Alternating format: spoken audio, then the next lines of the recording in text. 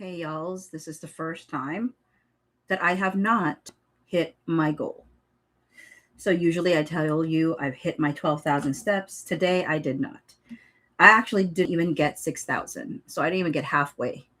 I got 5,769 steps today. There were many different reasons for this, but decided that I was going to do this live anyway.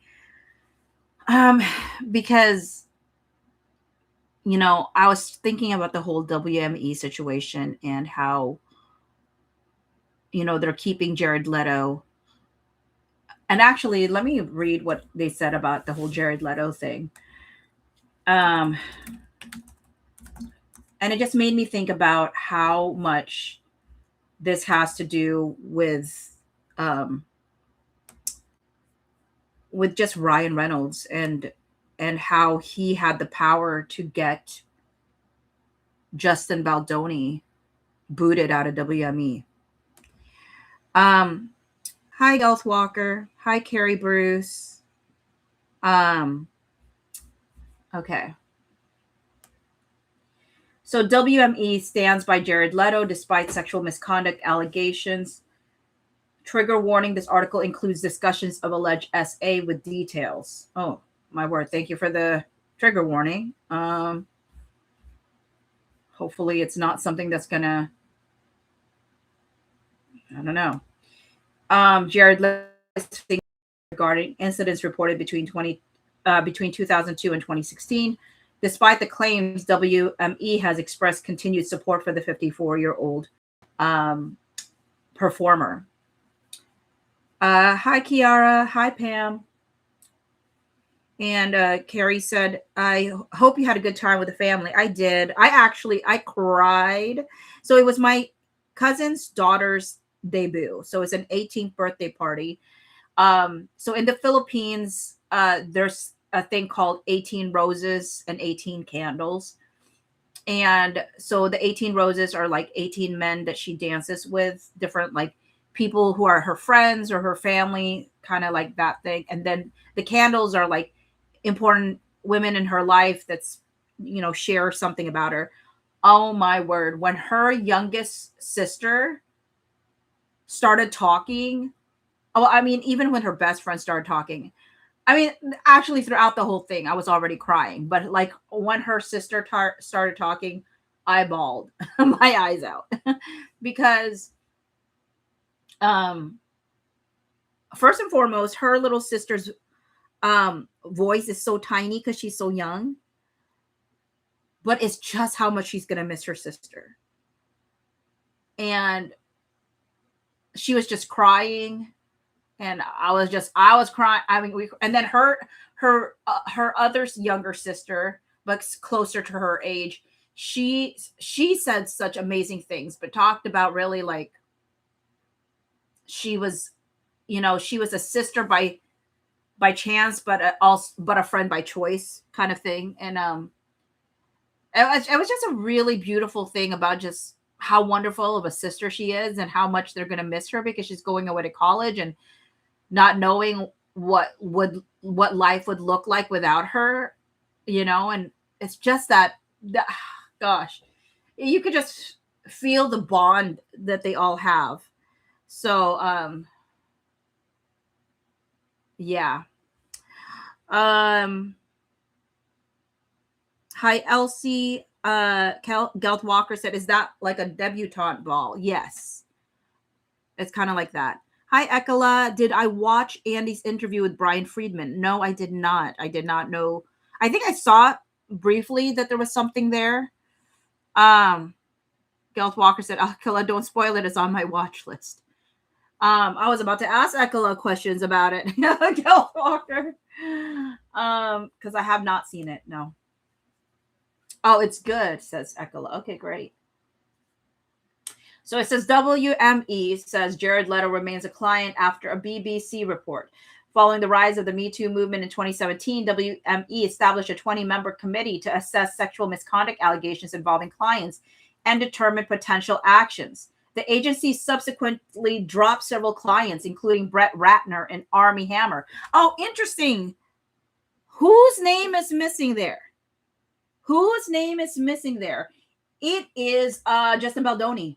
Maybe because the 20-member committee didn't assess jack squat, and Ari Emanuel made his own decision to let go of Justin Baldoni at the prompting of Ryan Reynolds. Maybe. Sparkling through. Hi, you said watch it. um, I let me see if I don't know how much I can watch of it, because it's especially like, let me see if I can find clips of it, or um yeah. Hi Kenny. Garth Walker said, I was going to watch the vid while cleaning the kitchen now, but Bocce went live, so that took the choice for me.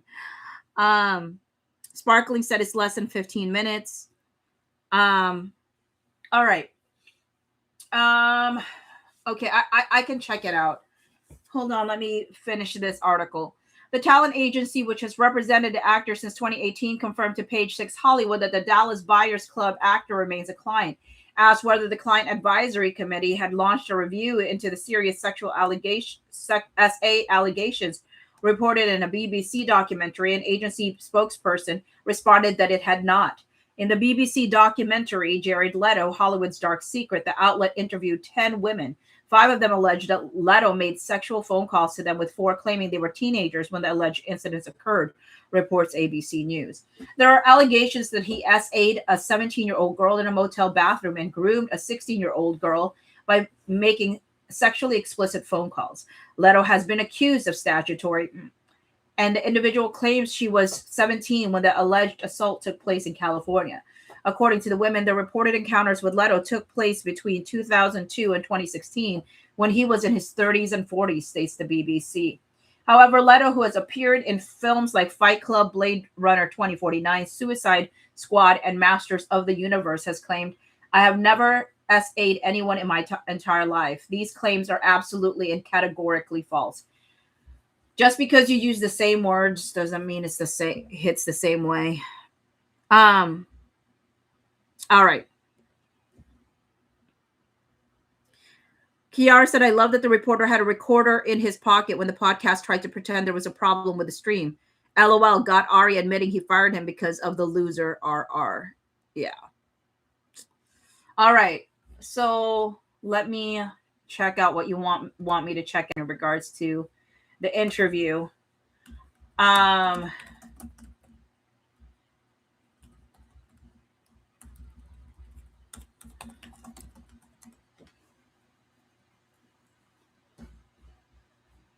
Is there any specific thing that you want me to focus on? Because I also don't want to like watch the whole thing here, just in case, like, I don't know. I feel like Andy has communicated in the past that he doesn't get as many views as he used to, and I don't want to like play something unless it feels like folks will watch it also. I mean, this one has 56K views. I'm not sure what amount of views he usually gets. I just don't want to accidentally step on somebody's toes when I'm not trying to. That's the only reason I'm like, yeah. Hi, KP. Ekala said people will still watch it. Okay, as long as people still watch it. Pam said, yeah, Andy's interview was really good. I don't mind him when he's calm. Okay. Okay, so Kiara said, I'm going to rewatch it. Okay. And I'll stop this a lot anyway. So hopefully people who just want to watch something straight through will just watch it straight through. Okay, so let me unmute this and see. I mean, is Brian Friedman actually saying something new? Because I kind of feel like he tends to say the same things a lot. So I'm hoping that there's going to be something different here that he hasn't offered other news stations.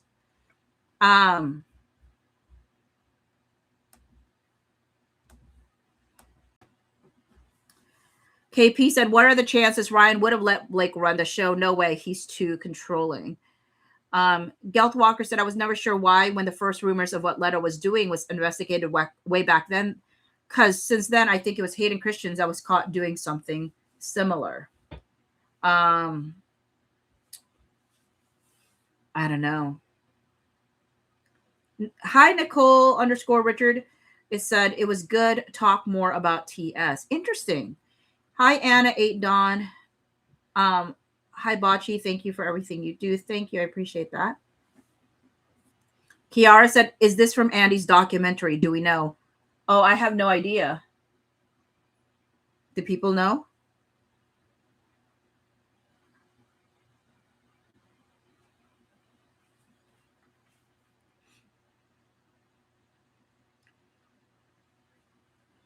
Okay. Ekala said it's not. It's separate. Okay, here we go, y'alls.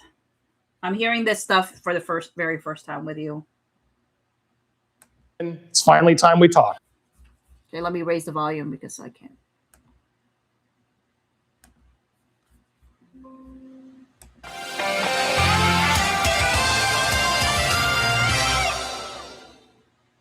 Brian, thank you for speaking with me.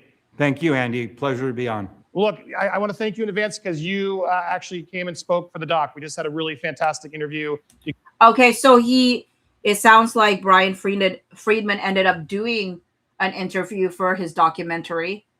He said here, we just had a really fantastic interview. Like I said, I think he mentions it's different. Yeah.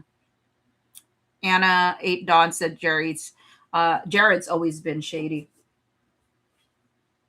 You gave me some very important insight that we'll be featuring in It Ends With Justice, so thank you for that. But while you were here, I wanted to just get a chance to finally casually talk to you and also give you a chance to speak to the audience, because I know a lot of people were very impressed with what you did for Justin. I guess I want to start there. How impressed were you to see this community sort of come out like they did and finding, not just to support Justin, I think a lot of people, myself included, didn't even really know Justin, no disrespect, but we saw someone who was just getting railroaded once those receipts came out. What do you say to this community and everybody that stuck their head out to get the truth out there? I mean, there is not a bigger thank you in the world on behalf of Justin and Jamie and everyone that's been involved in this that I could exclaim to the content creators, to all of the people, to people that are at home that are just interested, that were just interested in this, that actually took the time to look at all the receipts, as the kids call them, and look at the text messages, look at the emails, look at what we provided out there to put them out there, who actually read them, that saw them, that found things that we didn't even find. I mean, the content creators were not only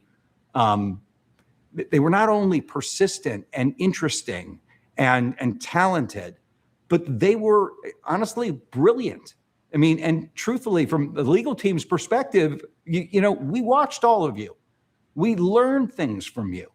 It was amazing, and it was a feeling that I've never really felt before, because when you feel seen, when you feel heard, and when your client feels seen and heard because someone has really read the actual receipts and the actual text messages and understands, oh, this person was threatening people and this person was being kind, and this is all he wanted, right? It all changed. And I couldn't thank content creators more. And I think it was brilliant what they've done.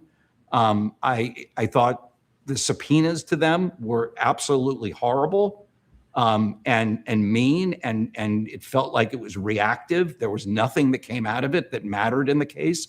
And Andy, as you well know, like,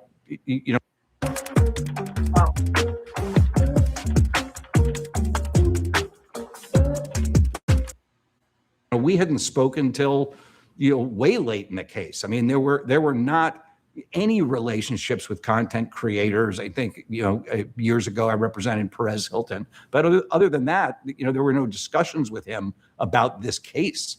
Yeah. And let me tell you, there is nothing more irritating to me. There is nothing more irritating to me than people pushing lies about how content creators have been in contact with Justin's side of things from the very beginning. Ridiculous. Ridiculous. And sometimes I feel like people who make accusations like that, I think about, okay, I feel myself getting angry as I'm thinking about it. I think that one of the things that we've noticed about Ryan Reynolds and Blake Lively is they tend to accuse people of things that they're guilty of. And I only think that sometimes people who make accusations against people is because it's true about themselves. That they are the ones that get, I don't know, inside information to kind of put it out to the public so that the public can react, so that Blake Lively and Ryan Reynolds can decide whether they should put it in some paperwork in the legal case to see how well it's taken or not taken by the public for her side. You know, I don't know. Sometimes I think the people who make accusations are the very people who are guilty of probably getting inside information. You know, that's what I think. And here's Brian Friedman talking about like everything that, you know, Ezra Hudson did by subpoenaing 107 content creators for what? For stinking what? I felt like Blake Lively just wanted her feelings hurt. You know, we joke a lot about, oh, like, you know, because obviously I wasn't part of the 107 content creators that got subpoenaed, right? But we sometimes joke of, oh, I'll just watch Blake will try to subpoena more people. And I'm like, does she just want her feelings hurt? I mean, she's not going to find anything new in my text messages that I haven't said publicly about what I feel about this whole debacle. Though I do think that at the end of the day, this is more of a Ryan Reynolds production than it was a Blake Lively production. She was definitely a tool in it, and she's definitely involved in it. And I'm not trying to downplay how much she played a role in everything that went down. But I do think that Ange was probably correct when she called it She Ryan. When she said it was She Ryan. I agree.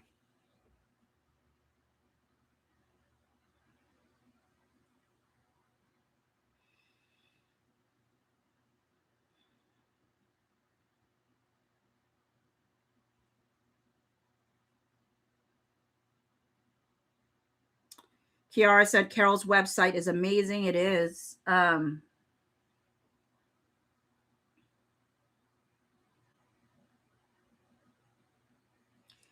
Garth Walker said, and now we know Bocce uses the free version of YouTube because of ads. Oh yeah, 100%. 100%. I have the free version. I've never had, I think there was one moment in time that I had the paid version, but no, I definitely have it free. Hi, KP. It says, are you on dating websites, Bocce? I don't think so. Why? Is somebody using my pictures? I'd be really concerned if somebody was using my pictures. Unless it's one of those things where I had been on dating apps a long time ago and it's still like, does it stay open? Does it stay on there forever? Even if I've not like been part of a dating app in ages? Because I'm just concerned, KP. What brought that on? Oh. KB said, look in the upper right-hand corner of your screen. It says, find a boyfriend from Asia. Oh, phew. I was like, what? Has somebody been using my picture? That's ridiculous. I mean, I highly doubt anybody would do that anyway. But like, if somebody did, that's kind of messed up. Kiara said, what is ridiculous is I was just surfing the net and Matt Damon and his wife are being pushed down my throat as a wonderful person and making me mad. There are shorts everywhere. I personally think everything they accused, they actually did. I see. I think I have less emotional reaction to Matt Damon and Ben Affleck and all of them, just because I just don't know if I think they actually did anything. I know that they said they were going to. I'm not fully convinced that they did. And the main reason I'm not fully convinced that they did anything is because they don't get thanked at all by Blake Lively. She thanks Bradley Cooper. That's the only person she thanked that's of like a director level. I feel like if Ben Affleck and Matt Damon had actually done what they claimed that they were going to do, that she would have found a way to thank them publicly, but she did not.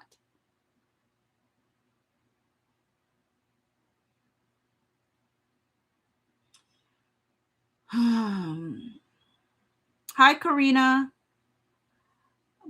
You said, Bachi, no, it's so late for me. I don't think I can be awake much longer. I have work tomorrow. Oh, that's all right, Karina. You can just be part of the replay crew. Get some rest. But yeah, so I don't know. To me, I feel like people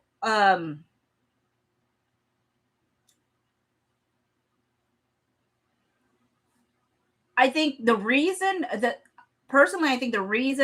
we got so emotionally invested in this whole thing is we saw someone getting slighted.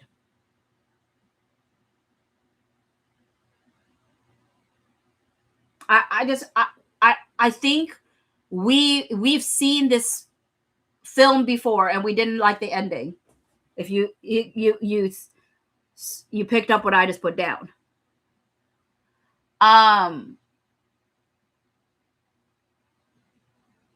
Yeah. Anyways. It was frustrating. Like in my subpoena battle, which again, I never even thought to reach out this was my own fight as a journalist, but it was just wild to me to see, because I got to face them a little bit like you guys did, not to the extent, but it was just wild to see how much they didn't actually care about the truth. Like when I'm in that hearing, my lawyer, I got a third-party financial consultant who did an audit of me previously for another personal matter. So I had it on hand and I'm like, look, here it is. My books are open. This is a third-party person. I've never used it before. They were used for the court. They were used by someone who approved. You can have access. Go look. Do you want to have access and look and see, was I paid? Can you find something? I was opening up everything for them, but that's not what they wanted. Like they clearly it seemed like they really just wanted to harass me because of my reporting being unfavorable to them. Did you? Okay. That's one of the things that I thought was always so one of the things that I found so incredibly outrageous and frustrating was how invasive the subpoena was. And and I remember like pro Blake people were like, oh, it's not at all. Like, because I said this is just like it's a way to suppress people's, like scare people into silence. And they're like, well, no, if you have nothing to hide, then you wouldn't be. I'm like, that's ridiculous. It's nobody, like, to me, Isabella Ferrer making a big boo-hoo-hoo about how I don't want to be involved and whatnot, when she literally was involved, that's different to me than literally, and I have to stop saying literally, than having content creators who are truly not involved except having their own opinions about a situation that they're watching from afar. Why do they get less rights than Isabella Ferrer making wah, wah, wah about, oh, I don't want to be involved in this. Girl, you got involved when you chose to suddenly switch your story, that you had no story in the first place in the beginning, but then suddenly you had a story to tell it. Like Blake Lively, you want to be chummy with her. Suddenly you're making up some sort of story you can bring in when you had nothing but positive things to say to Justin Baldoni prior, which you didn't even have to write. You chose to. I mean, and it was very clear that it was just a scare tactic, because the minute any of these content creators chose to fight back, they immediately withdrew it. Maybe with the exception of Andy over here, but I think they wanted the documentary, just the same way as Blake wanted the results of those investigations that she claimed she wanted, but she also didn't want. You know.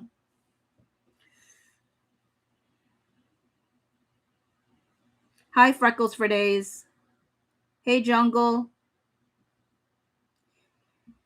Karina said, I sometimes wonder about an alternate universe where Justin was only director, not actor. Would Blake still take over the movie? It depends who the director was. Depends who the director was. Because she was trying to get rid of him as a director, not as an actor. So we know that she wasn't having an issue with him being an actor, which again is weird if you're saying that you believe he's SHing you. You know? So to me, she would have been fine with it.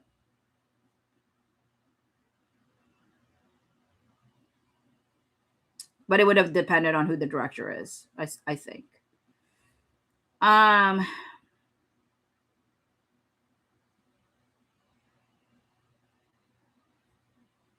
Hello, also Lark 3029.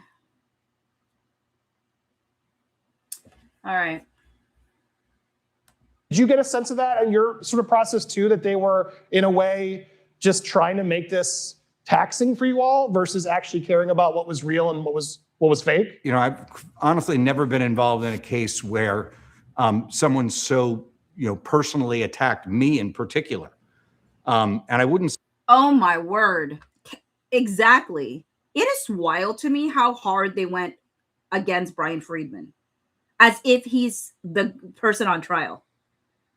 It's his job to fight for his client. Also, Brian, you should have put this phone upside down. Knowing sleuths, they'd try to see what's on that phone. You should have put that phone down. Upside down. Not that you can really see anything here.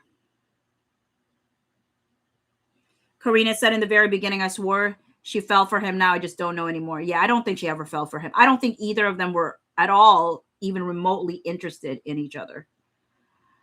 Also, Lark, I mean, in a romantic or sketchy way, I don't think either of them ever were. Also, Lark 3029 said, do you think the documentary will have new info that we haven't already covered? Yes. If they're going to have any people from the crew, then yes. I think it might not be anything new, but it will feel new if crew is talking. Even though, again, that is a gamble to take. You can get blackballed for speaking out. So most people don't speak out. So Elsie, they said they wanted to punish everyone. Jungle says she was rejected by him, narcissistic injury, but her and Ryan are enmeshed, so I don't think she genuinely likes Justin as a person. Gelf says she was interested in him. He wasn't with her. That is the main issue. See, I still struggle to believe that's true. There was never anything that I read off of Blake that made me think she was ever interested in Justin Baldoni. I don't think she had as much feelings of animosity towards him until I think Brian got in her head about stuff. But, well, that's not true. That's not true. She was feeling a type of way because she wasn't getting some of her things the way that she wanted. I always used to say that Justin gave her everything she wanted, but it's clear that there were things that she wanted that he still wouldn't give over to her, and she had issues with that.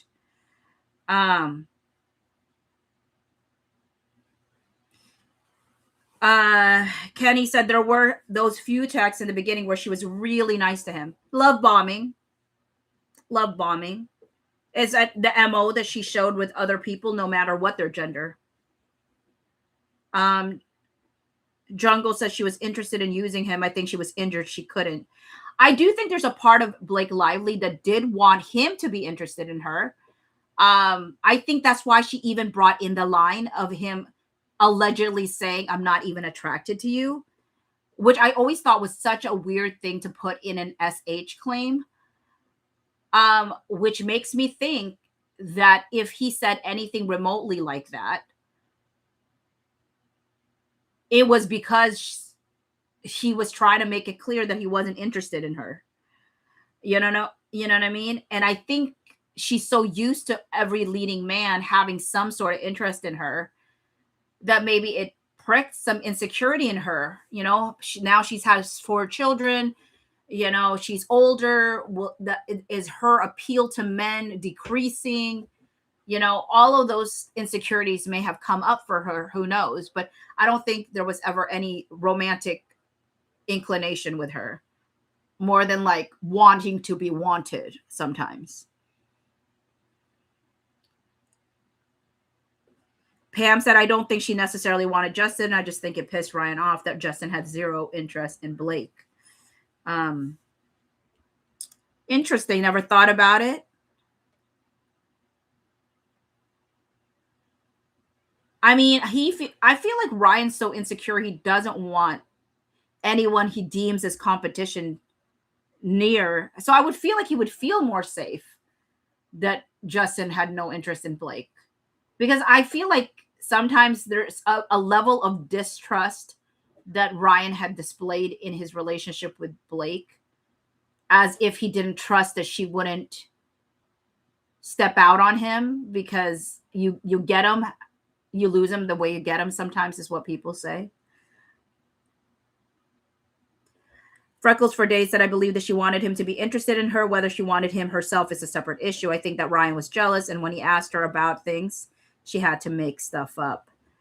Hi, whodunit. You said, I think she wanted power over him in any way she could gain. KP said, when he said, I'm not interested in you, I think she heard you're fat. She's bigger than Justin's wife. Lack of interest equals being fat in her mind. I mean, she definitely put herself down. Like she was very hard on herself about where she was physically. And honestly, like Blake, I think projected a lot of her own insecurity onto other people, because Blake looked fine. Mind you, Sony wasn't the greatest in their comment about her, but I think that's because she chose very unflattering clothing. It didn't help how she looked, because she chose such bad, ill-fitting, and just ugly clothes for her character. I think that harmed her. Jungle said, I think it hurt Ryan too. I bet he wrote her flirty texts. I mean, there are certain things where I do wonder, and we're going to probably read one of those texts tonight, where you read that and you're like, why are you writing like you're Blake? So if we have proof that Ryan has sent text messages speaking as if he's Blake, why wouldn't he have pretended to be Blake texting Justin? There would have been the weirdest catfish moment if he did do that, but I wouldn't put it beyond him, to be honest.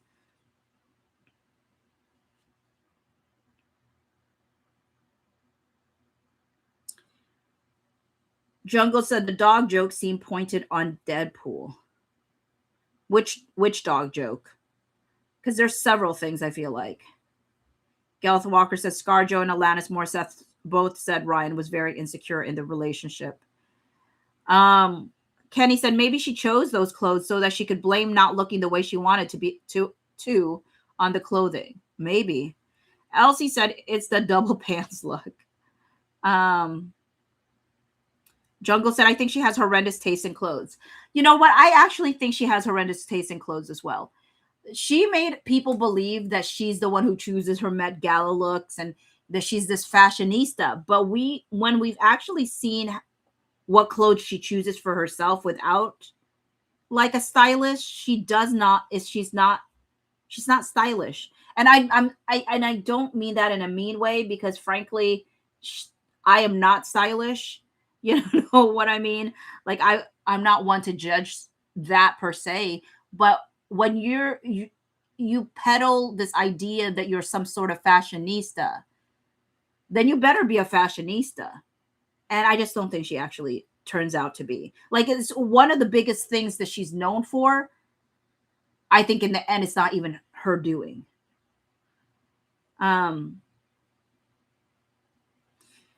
Also, Lark 3029 said maybe they were trying to get Justin to flirt back so they could use it against him. I think so. I think they wanted that. And I think it's very telling that Blake Lively could never provide a text message where Justin was inappropriate with her. The fact that she never offered any text messages tells me a lot.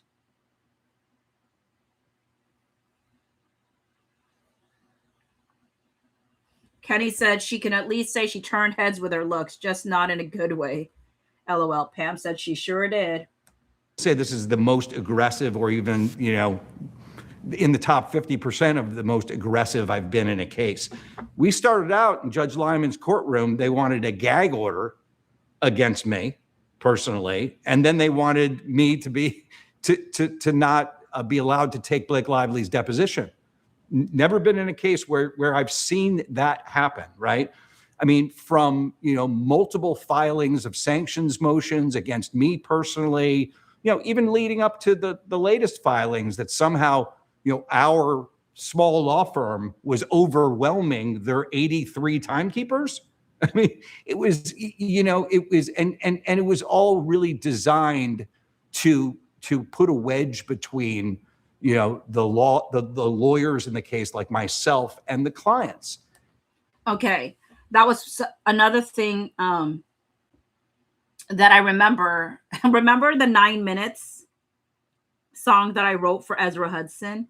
That was the whole conversation around, like, you're just trying to create a wedge between Brian Friedman and his client. And that at that time, the person that was getting deposed was Jamie Heath.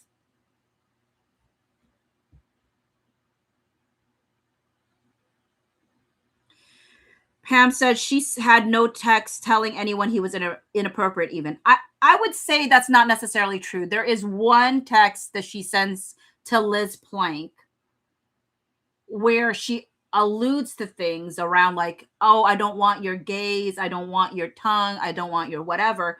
And I also don't want like the nude or naked videos of your wife. Videos.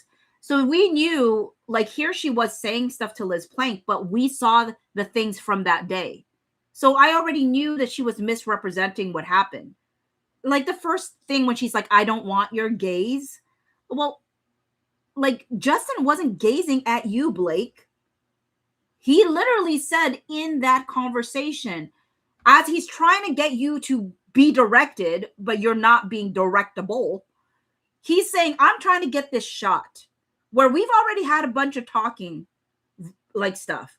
I want to get a shot of us like looking at each other, like the almost kiss. That kind of like, because they were supposed to be portraying a couple that was in love, that were in their own world.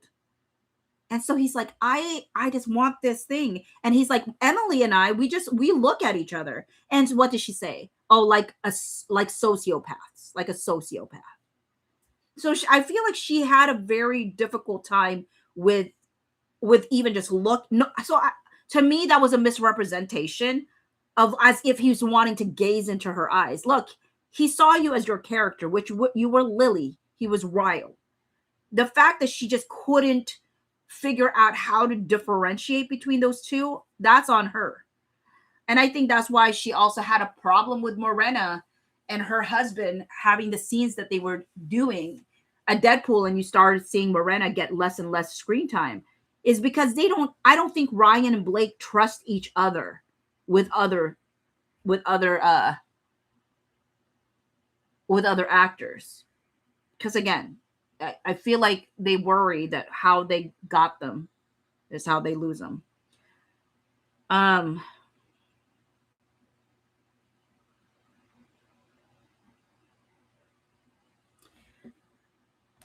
And I've never seen a case where people went after the other lawyers as much. I've never seen a case where they went after any third party who actually took a side that wasn't the side they wanted them to take, especially the content creators. There's a lot of us that are sad this didn't go to trial because I assume there was more we would have seen. I don't know what you're able to answer, so if you can't, don't answer. But you brought up the deposition. You got to do Blake's deposition. What was that like? Oh, great question, Andy. You know, it's frustrating to me that we didn't get to see the full deposition of Blake Lively, especially when she's it made me laugh. It's remember when I wrote the song Redacted? I just want to reread the lyrics of Redacted because you know, it was just wild to me that she's out here saying that when she's the like redacting everything. I said, you said he's silencing you. How is he doing that? You're the one with the black boxes.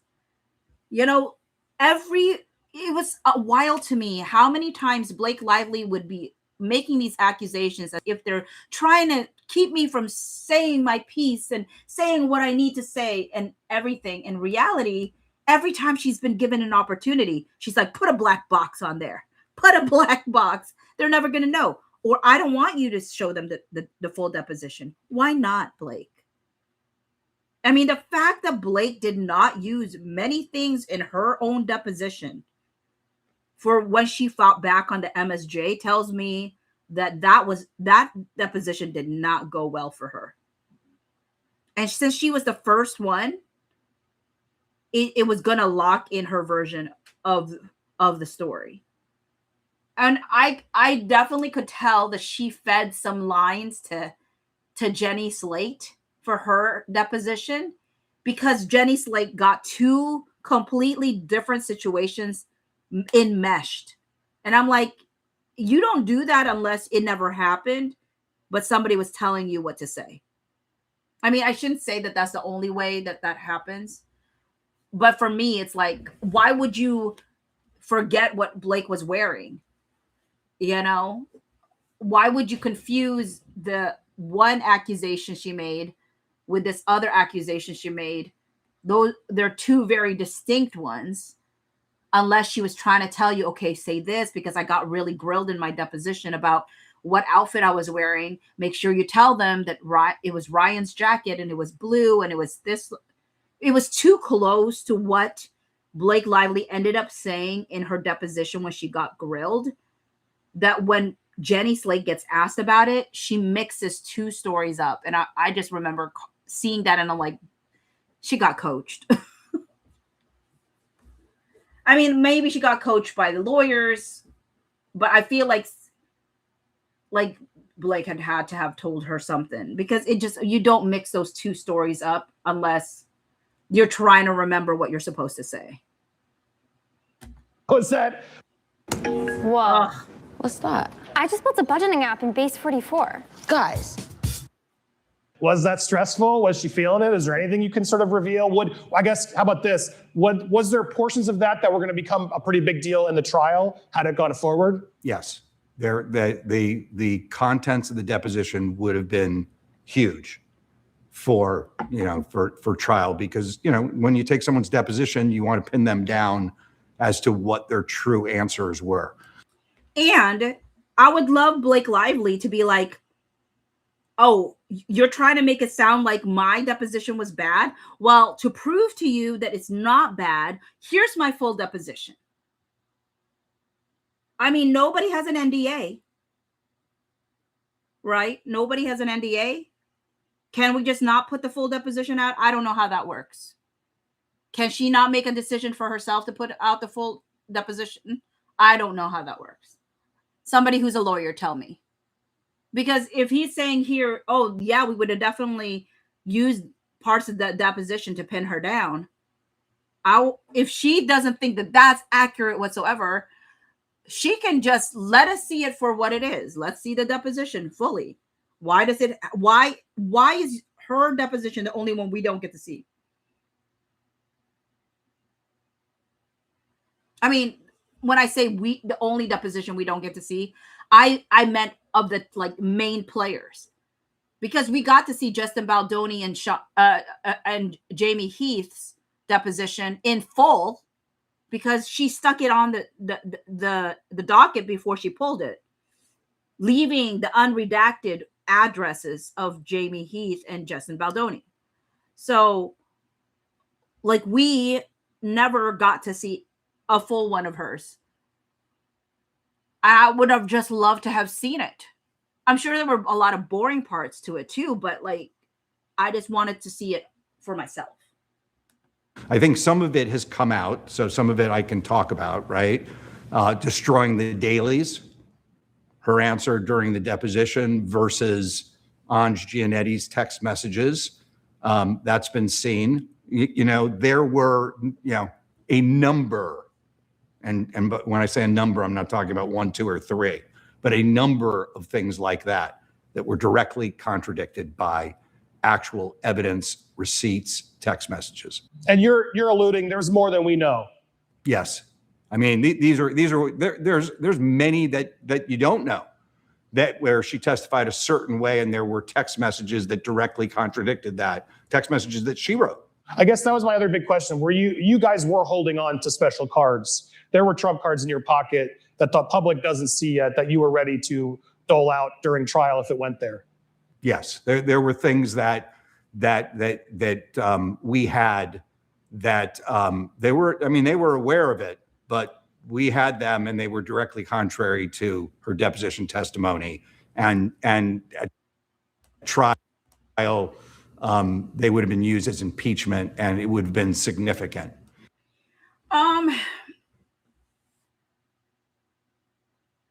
I hear that, and if that was the case, why wouldn't that already have been in the MSJ? Like, people always say that that things are not like the movies where there's like some smoking gun that happens at the last minute. Sometimes it happens, I suppose. I felt like, but most of the time, so we would have seen the bulk of the things that they would have presented. So how significant could it have been? I mean, maybe it's just, I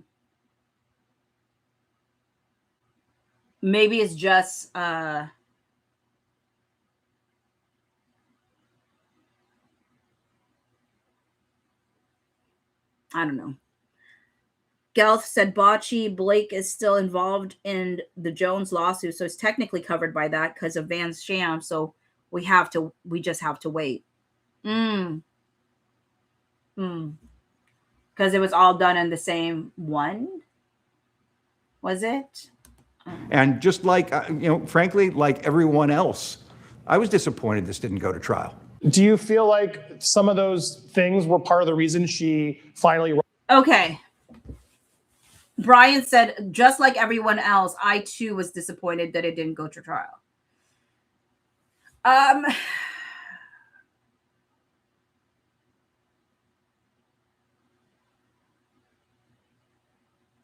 mean, he's known as what Brian Friedman is known for, settlements.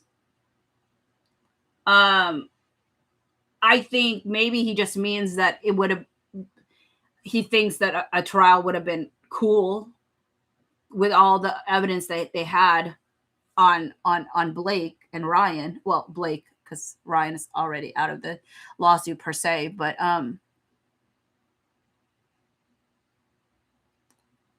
to me, it's kind of like, don't say that though, Brian, because y'all were the ones that made the decision to settle. I know that, you would have to speak with your client and talk to your client about why it's probably best to settle.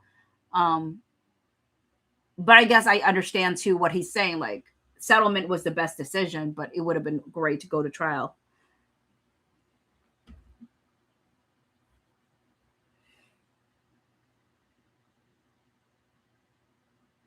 Pam said because the stuff he's talking about didn't apply to the arguments in the MSJ, but could have been used in court to discredit her, so the jury would see she's a liar. Rush to settle? I mean, you guys said she was begging to settle. You've revealed that. Do you think it was because she realized a lot of the stuff was going to come to light? I think if they were anything like what we did in the case is, there were, they could have, through a jury consultant done focus groups and seen what people in that jurisdiction, average everyday, jurors of people's peers, would say about the evidence. And if they would have seen what, our results indicated, they would have seen that she was going to suffer an overwhelming loss at trial. For just $67, Oh, my word. you can Sorry, generate folks. as many videos as you want and never have to worry. I want to talk about another subject. I don't know how much you're able to add, but I want to bring Taylor Swift up because a lot of fans are conflicted with her. There's a lot of bad texts that make it seem like she's mean girling and sort of agreeing with Blake, but there's not a lot to sort of reveal aside from like, did she really know everything?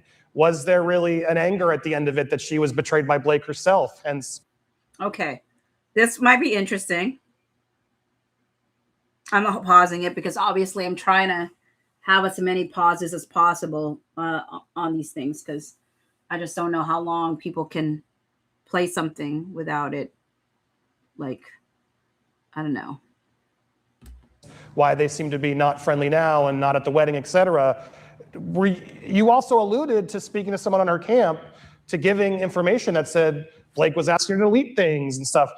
Taylor's pretty litigious. She never came out to dispute that. So I'm left to think, there was some serious smoke there. Is there anything else you're allowed to or able to elaborate on sort of clearing that up for anybody who's sort of still wondering how involved Taylor was or was throughout this process? Or does she dislike Justin? Yeah, I obviously don't know because I wasn't there at the time to know exactly the extent of her involvement. I do know that the multiple telephone calls that I had with someone very close to her, where I was at my home. My wife was there listening to it. It's not like I was the only one listening to it. They were long telephone calls. And Okay, if your wife is listening to it, then were they talking to you as a lawyer? Because how does that work?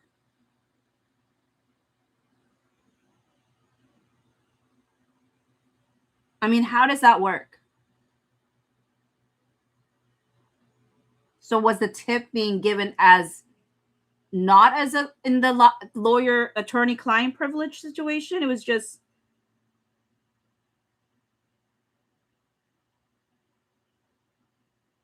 I mean, again, I'm not a lawyer, so I don't know necessarily how things work. But if his wife's listening in on this phone call,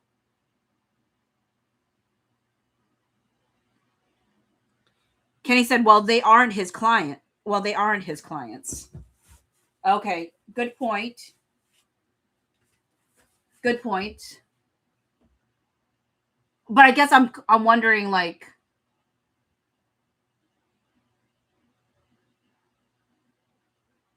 why are they calling them? Pam said this several calls with witnesses is interesting, and there is no privilege with non-clients. Oh, Carol! Hey! Hi! It's not privileged information, Carol said. So can't he say who it is now? Why? He said to the judge, if you just tell me I can say it, I'll say it. So is there a reason why he can't say, or does he say who it is? Why can't he say?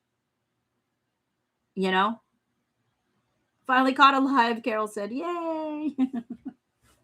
How late is it where you're at, though? And they clearly indicated that this was not something that was Taylor's idea. This was something that was Blake's idea. And this was what was told to me on the phone, and that, Blake wanted Taylor to come out and support her. And there were threats made that if she didn't do that, that they were going to release text messages. That's, that can be verified by people that were listening to that conversation, those conversations, because there were multiple. Okay.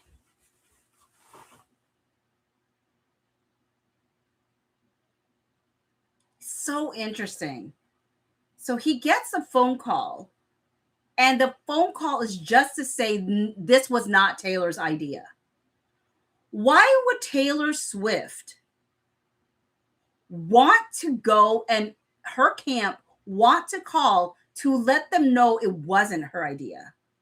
Were they trying to make it sound like it was Taylor's idea?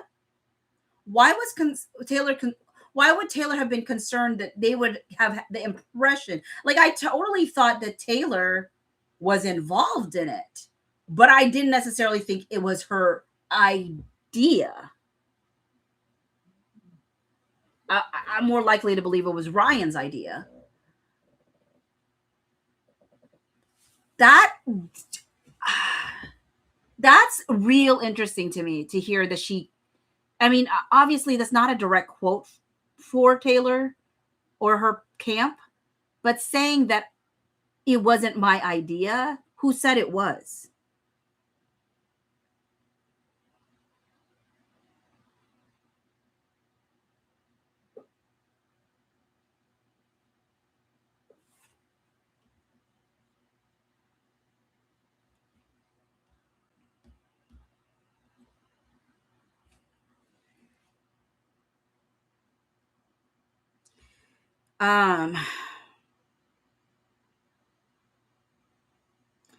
Kiara said, at that point in the lawsuit, I wouldn't have trusted them and wanted someone to listen as a witness. Oh, okay. It's 1 a.m. for Carol over there. Pam said they want to remain anonymous. Carol said he said it was not Taylor's idea. Yeah, but they said he called to say that. This was not something that was Taylor's idea. This was something that was Blake's idea.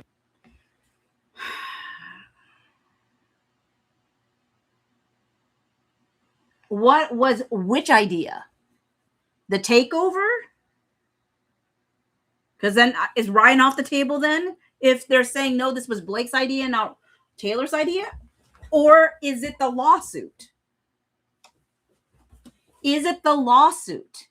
Is there something that will show that Taylor was part of the concoction of the New York Times hit piece and the CRD? But she was never ever they were like, the idea of ever actually suing was never the plan. Is that the idea? Which idea? The takeover? The allegations of SH? The New York Times hit piece? There's so many potential ideas. Which idea are you talking about?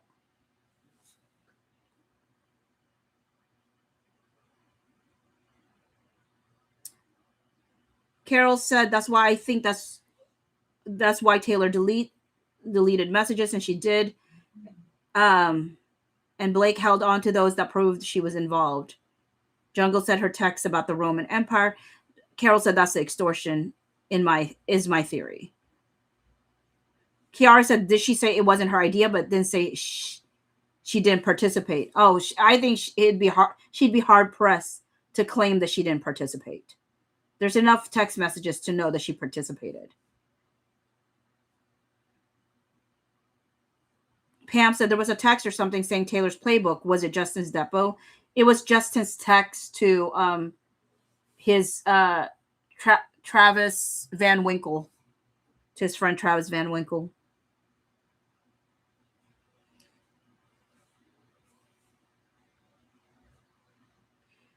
Whodunit said Andy might ask him to confirm.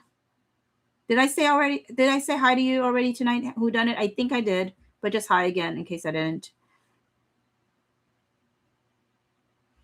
Kiara said, yeah, I think she got the New York Times article with Ronan. Remember their dinner before the article. The thing is, Ronan never worked for the New York Times. He worked for the New York Post.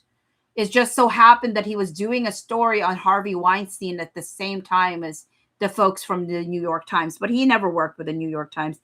They actually, I think, were trying to beat each other on getting the Harvey Weinstein stuff out there, because Ronan was working on it at the same time as Meghan, and Julie Cantor, I think, or Jodie Cantor.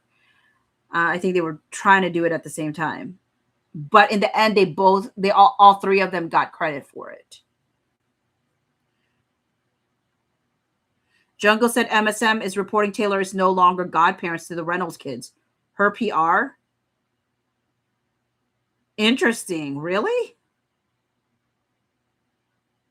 Like, I don't know how that works well for Taylor, though. Because there's people all up in their feelings about that.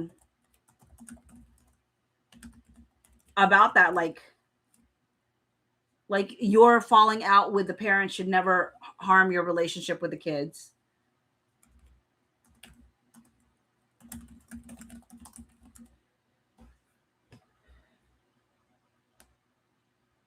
Wow. 6 hours ago, 11 hours ago, 21 hours ago. Okay. Sorry. Hold on. Real quick. My word. I tell you, I get off on rabbit trails a lot. Taylor Swift's no choice decision cost Blake Lively's kids a godmother. Taylor Swift's longtime bond with Blake Lively's family has reportedly become one of the most heartbreaking casualties of the actor's ongoing legal battle with Justin Baldoni. When did you write this? 21 hours ago. Why? I guess there's some fees left. While the pop superstar was once deeply involved in the lives of Lively's daughters, insiders now claim she has stepped away from her role as a godmother after deciding there was no choice but to distance herself completely. The reported decision has left one of Hollywood's closest friendships seemingly beyond repair. With Blake Lively and Justin Baldoni's legal battle pulling high-profile names into the spotlight, Taylor Swift ultimately became one of the biggest celebrities linked to the controversy. According to Daily Mail insiders, the fallout has now reportedly ended not only her decade-long friendship with Lively, but also her role as godmother to the actress' daughters, James, Inez, and Betty, 6, whom she shares with Ryan Reynolds. It was one of the toughest decisions she's ever had to make, a source close to the singer claimed, adding, "It was very emotional because she loves the girls. It hurt her heart, but she had no choice given the circumstances." According to the insider, Swift made the decision a few months ago after discussing the situation with her new husband, Travis Kelce, and concluding it was the right thing to do. There was never an agreement in writing about her being the girl's godmother. It was a verbal one between Taylor and Blake, the source added. Okay, so then it brings up the fact that what people always said, that it was probably more PR than anything else to claim that she was the godmother for all this time. The fact that it was just like, it was just a verbal one. It wasn't really a commitment. It was just a verbal conversation between Taylor and Blake, if this is to be believed, which again, who knows? They're trying to make this lean towards Taylor Swift, though. They're not crediting any source from Blake Lively's side. They're trying to make the source be Taylor Swift's side. Although the arrangement was reportedly informal, Taylor Swift was said to have embraced the role completely. Over the years, she frequently spent time with Lively, Reynolds, and their children, hosting the family at her Rhode Island home, celebrating Halloween together, and incorporating the girls into her music. You know what? I just realized when folks were saying, like, it's a religious thing to have godparents, and I was like, I didn't know it had to be a religious thing. But then I realized, I'm a godparent to many kids. Well, not many kids, but like several different kids. And I always had to sign a piece of paper.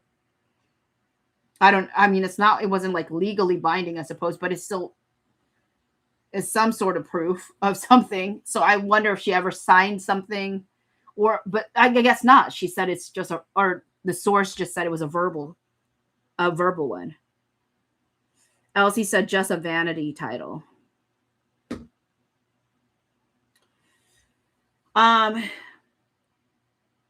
Over the years, she frequently spent time with Lively, Reynolds, and their children, hosting the family at her Rhode Island home, celebrating Halloween together and incorporating the girls into her music.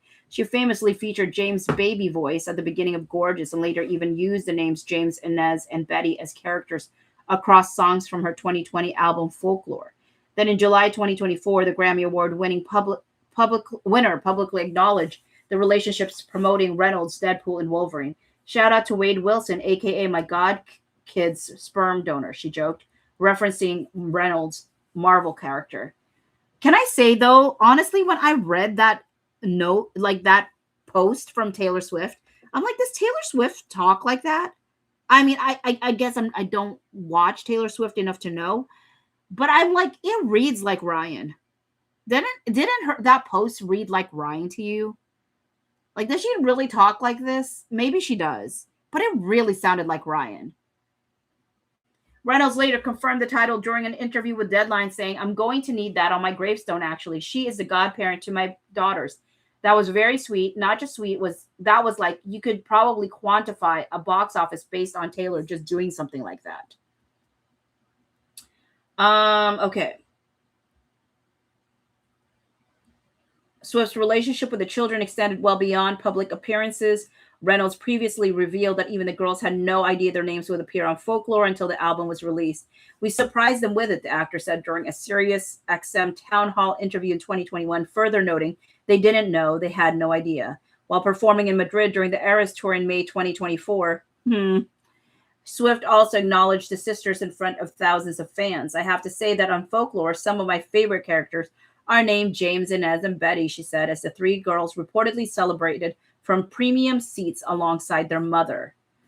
Okay, wait a minute. So May 2024, Madrid, Taylor Swift concert date.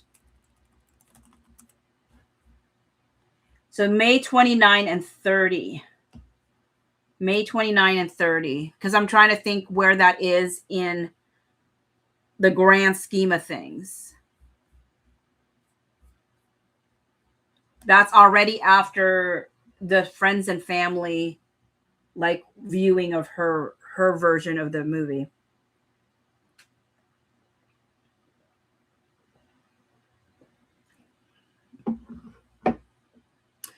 Kiara said, okay, it is time for me to be petty, but why would you name your daughter James? Just seems like issues in the future to me, but I'm old. So I've had people who they named their kids like a name that's stereotypically or not I don't know if stereotypically is the right word, but it's usually more associated with a man because it opened more doors. Like it opened more doors for folks. There was one book I read of a person that she didn't like at first, the name that her parents gave her, but it actually, she got more callbacks because they thought she was a guy. And there's tons of studies around like how people get more or less calls back depending, or even just how people talk to you in email, assuming your gender. So, okay. I have to say that on Folklore, some of my favorite characters are named James, Inez, and Betty, she said, as the three girls reportedly celebrated from premium seats along their mother. According to insiders, however, moments like those are unlikely to continue following the reported breakdown of Swift's friendship with Lively. Sources say the reported decision continues to weigh heavily on Taylor Swift, even as she enjoys a new chapter in her personal life following her marriage to Travis Kelce. Taylor's having the time of her life now that she is married. Her family is great. Her career is great, and she's looking forward to the future, another insider shared, adding the only thing that's causing troubles in her life is Blake's kids and not having the relationship she would like to have with them as their godmother. The source also noted that the 36-year-old believes maintaining a close relationship with the children while having virtually no relationship with their parents would place them in an unfair position. According to them, Taylor doesn't believe it's fair to anyone involved, especially the kids, to put them in the middle of such a strained situation. She believes stepping away is the most respectful path forward for all parties. Despite the painful decision, another source claimed Swift still hopes the relationship can one day be repaired. She hopes that once the children are adults and 18 and able to make their own decision, they'll be free to reconnect if they choose, the source explained. Dang! Think about what, okay, so think about this. This is a pro Taylor article. This is explaining because people were attacking Taylor for abandoning the children. Because, oh my word, you're the godmother. How could you do that? Like, you should work it out with the parents, you know, kind of thing. Which a part of me is like, she didn't even know James when James was born. So making her a godparent to a kid that was already born before they even became friends tells you that this was about clout chasing in some ways. You know, how can you backtrack after, well, I mean, I don't know how it works. Can you backtrack after a kid is born to suddenly, maybe you can. I don't know. I don't know how that all works. Well, the point being, this quote is basically saying like that she does not anticipate that the friendship is going to like exist. The oldest, James, is 11 years old. So she's saying, hey, when James is 18, so in 7 years, if James wants to still have a relationship with me, James can reach out or, you know, whatever. And Nez is 9. So what? That's 9 more years. Betty is 6, 12 more years. Olin is Sean Levy's kid. I mean, god kid. So that's fine. But you know what I mean? She's basically saying, like, there's not going to be,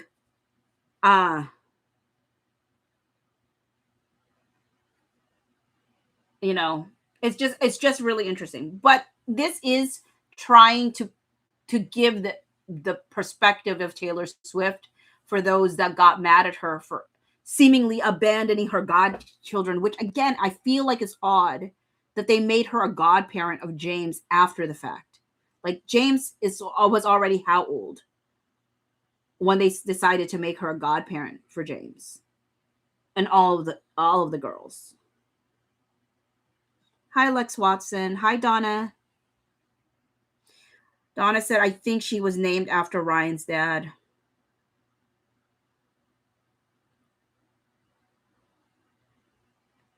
Okay. Source suggests Blake Lively knows more about Taylor Swift than the public realizes. So while the future of Swift and Lively's friendship remains uncertain, recent insider claims suggest there's still plenty the public doesn't know about their once close relationship. According to a new insider, one reason the reported fallout attracted so much attention was because the Gossip Girl actress allegedly possessed deeply personal knowledge about Swift that had never been shared publicly. Speaking to the Daily Mail, the source claimed Blake knows plenty about Taylor that has never become public, while insisting there is no expectation that the actress would reveal those details.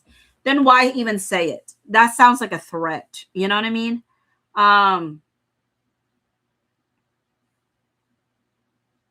Like, I'm not going to do it, but I could if I wanted.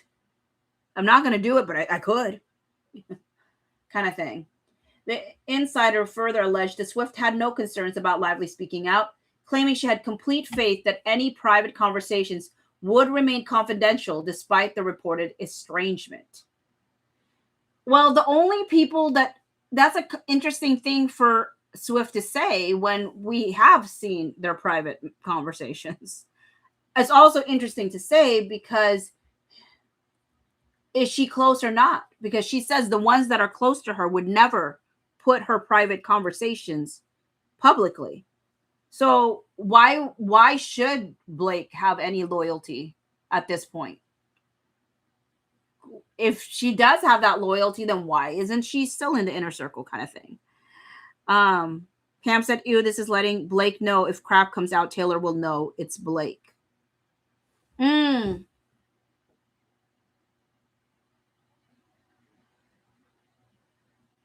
Interesting. Okay, you make me want to relook at the source. You're making me want to look at the source because I read that as a source from Blake, but now you're making me wonder. if it was.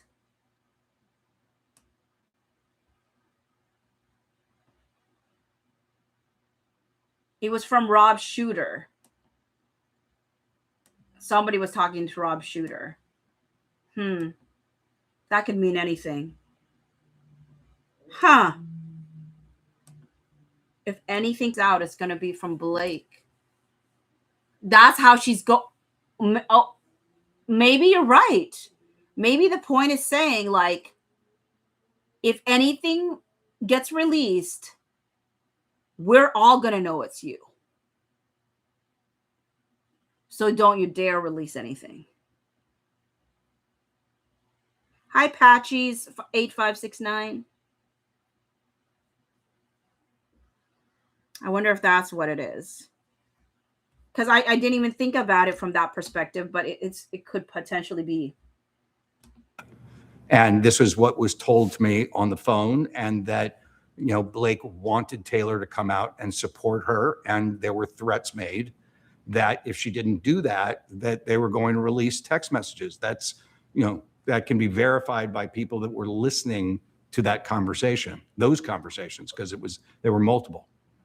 What's wild to me is she did it. Why do you think Blake allowed that to ultimately happen and didn't end it there? It still blows my mind of what her end game was, because she ultimately destroyed her biggest dragon in this process. Did you ever come to terms with what sort of Blake's mindset really was trying to do here? Well, Hi,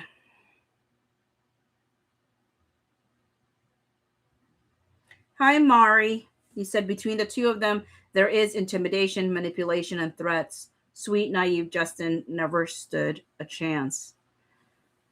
Whodunit said it's easier to fool people than to convince them that they've been fooled.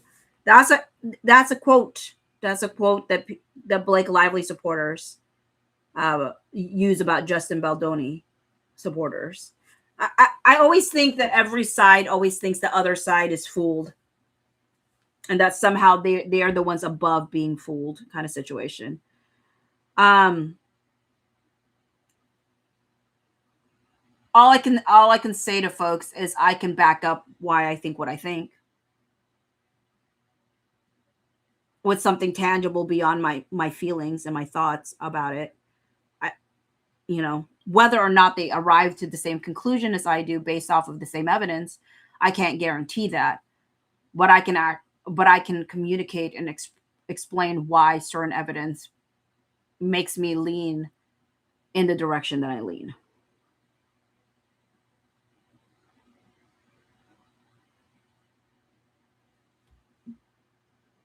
I actually don't know if we've seen everything or not.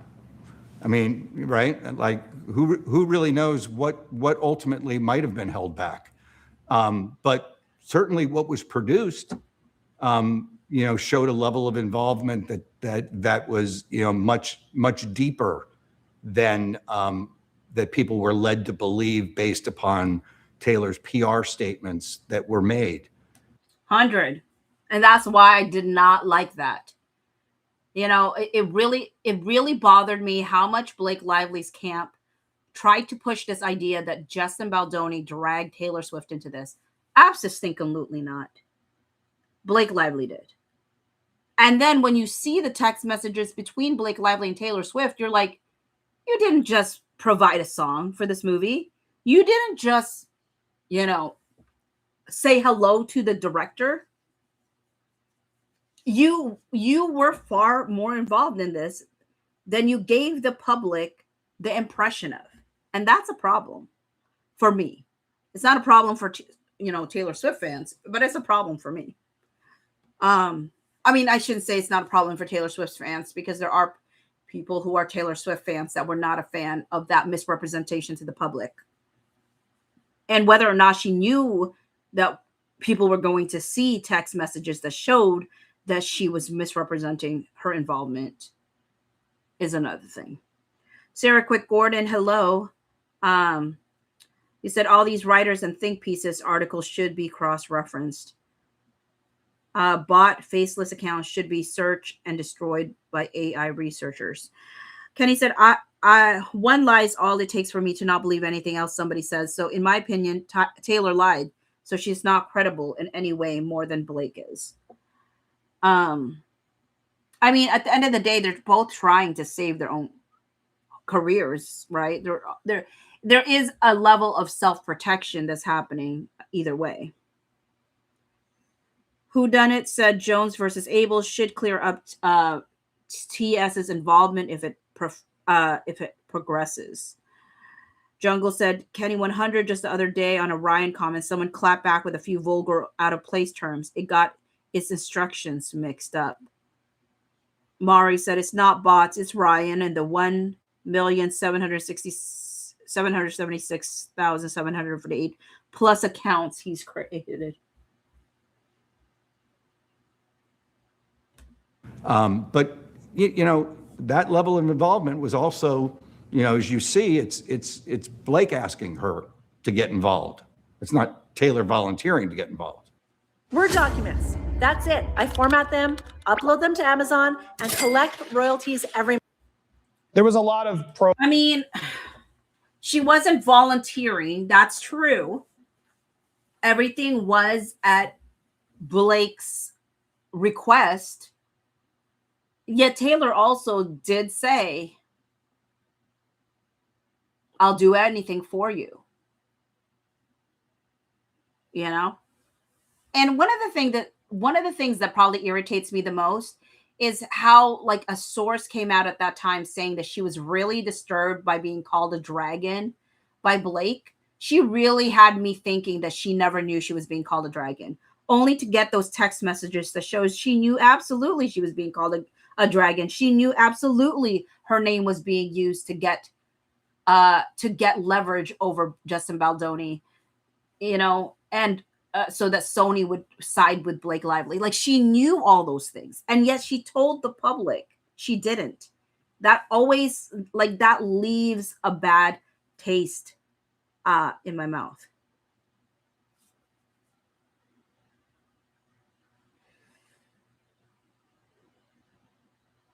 Kenny said, no one is ever going to convince me that Taylor doesn't know exactly who Blake is. You aren't friends with someone that long without knowing what they are capable of.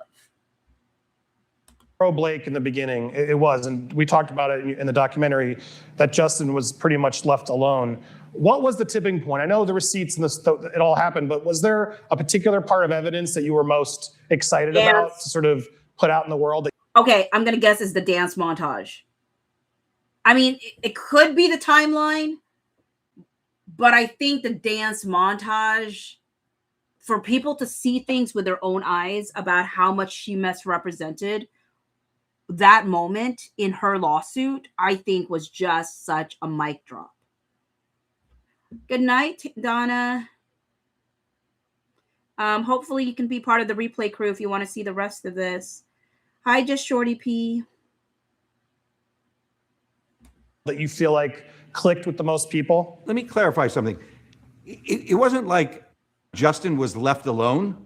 Like Justin was devastated. He was obliterated in the media by a Pulitzer Prize, you know, Me Too winning author from the New York Times coming out with a hit piece within hours.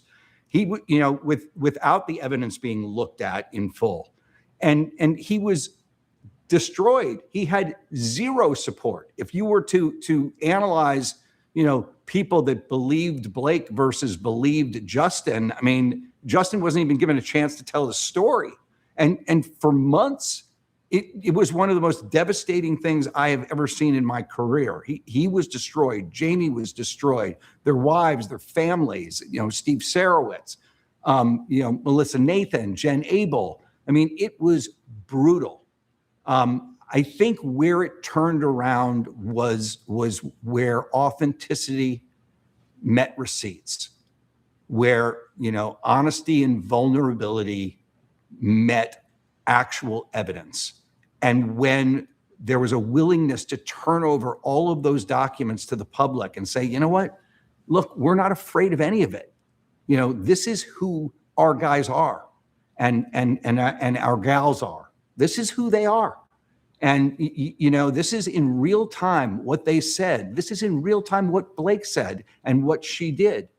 You saw that she threatened not to promote the film. You saw.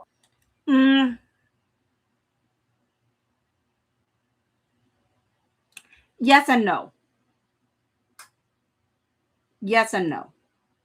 We saw text messages that showed that this was conversations that was had. That people knew that that was a threat that she used. But we actually never saw any text from Blake Lively that said that.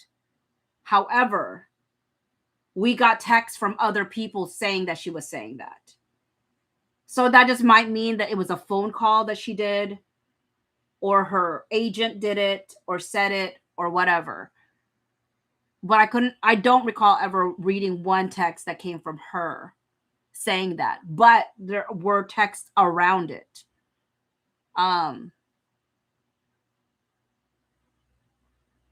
So we know it was happening. Well, we never necessarily technically.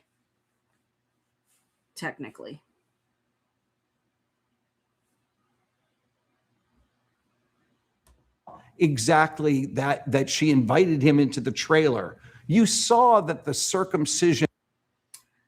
I've never been a fan of the trailer one because pumping and breastfeeding are two different things. But also, aside from that, like, just because somebody says come over does not necessarily mean that that's a perpetual like invitation. Just because somebody says that you can come over at that time. With that said, she does not deny that she openly breastfed whenever she wanted to. But she says it's only because they didn't offer me a place where I could do that. But it's like, okay, but so you did, like and when she talked about like not that, how long did it take for her to? She said I started locking my doors. But like she didn't lock it immediately. That there was always like, oh, they just still come in. I don't know. There was just things that she said that I'm like, but wait a minute, what?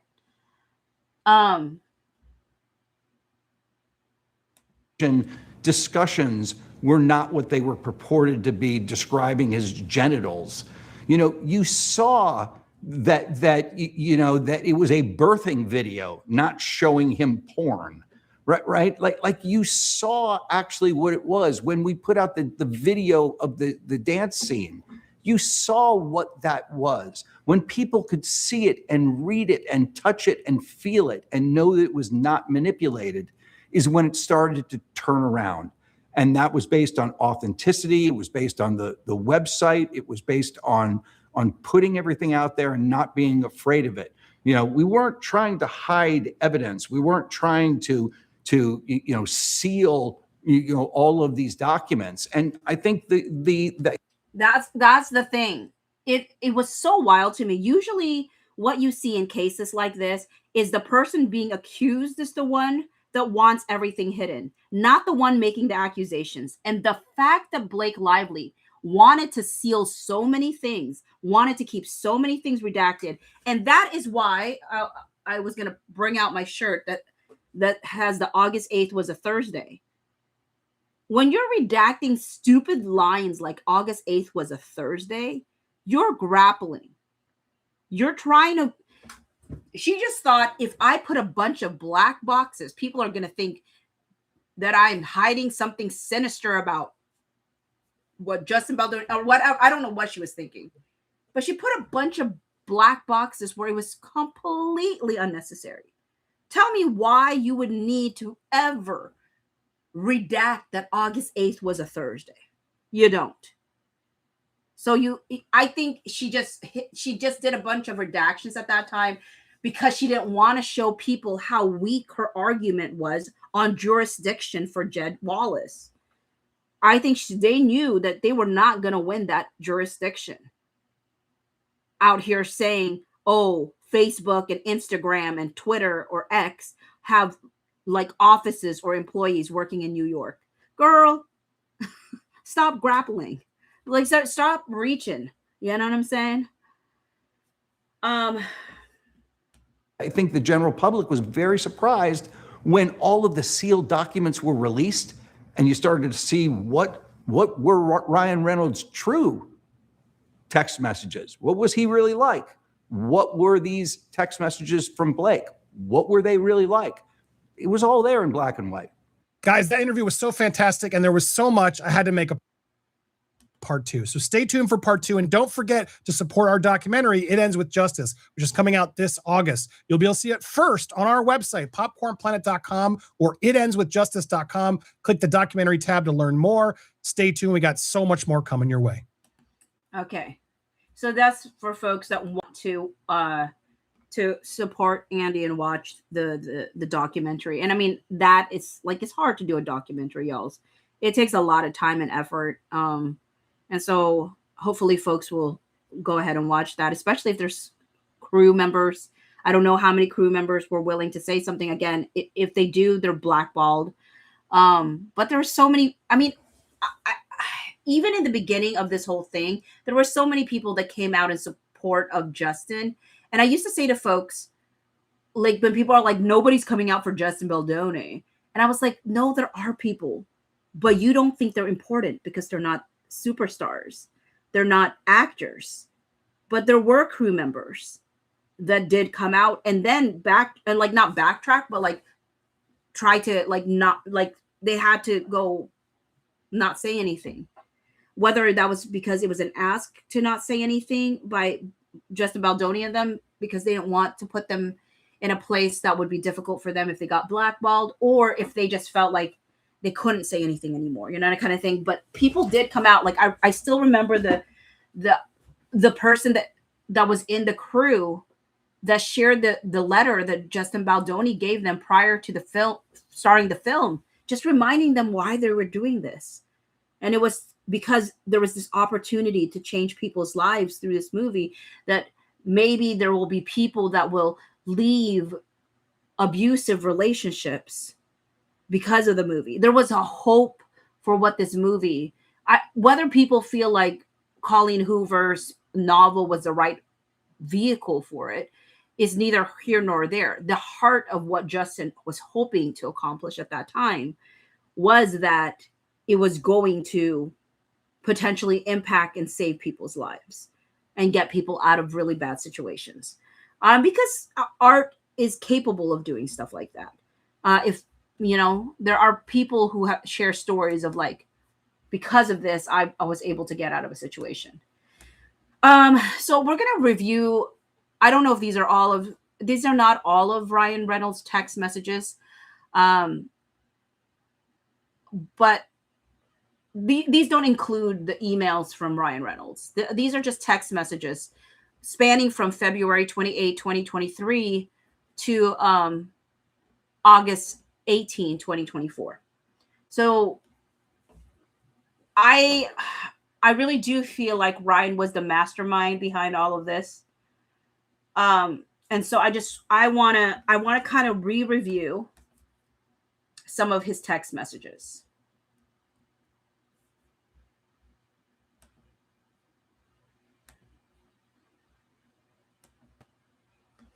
So this was Ryan Reynolds on February 28, 2023. This is between him and Justin Baldoni. Hi, Agatha.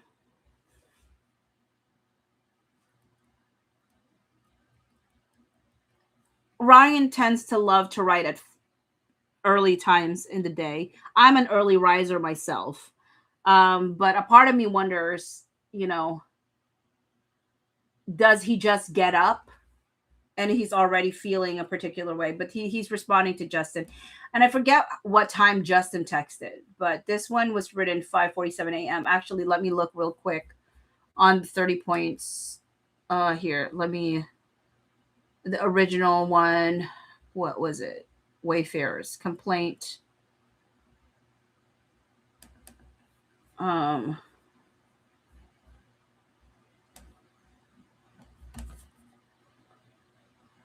It was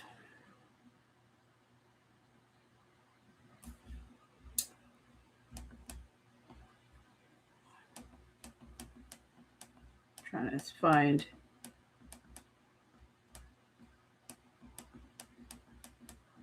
Do I have? Okay, wait a minute. Ryan Reynolds.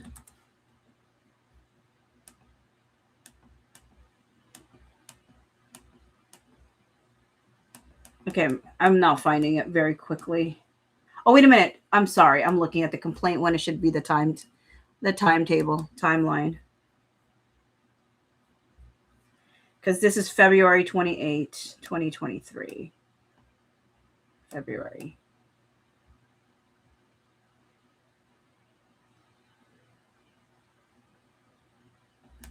Okay, let me look. Oh, I just realized this doesn't have a date stamp. It doesn't have a timestamp. Okay, it doesn't have a timestamp. No wonder. So I'm not sure when Justin texted. It might have been the day before for all I know.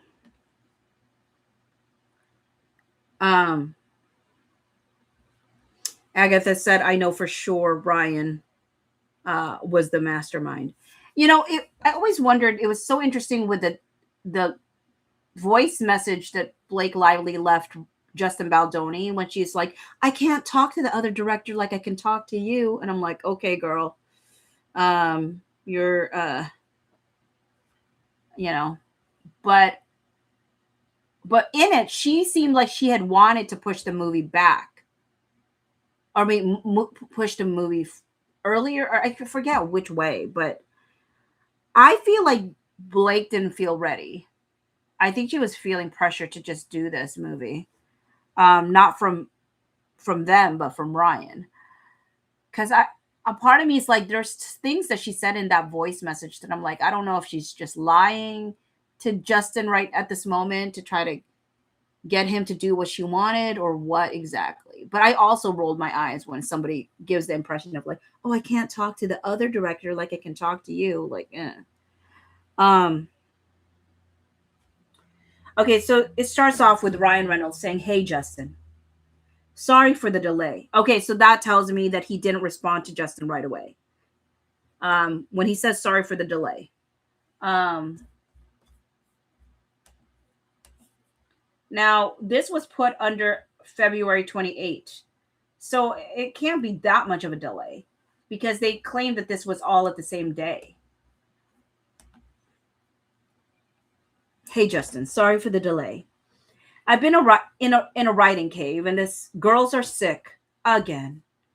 I'm told they have an immune system, but it's in beta testing. What a loving and generous message. Thank you. We're both looking forward to getting to know you and your family better. We're also big fans over here. Lie, lie, lie, lie, lie.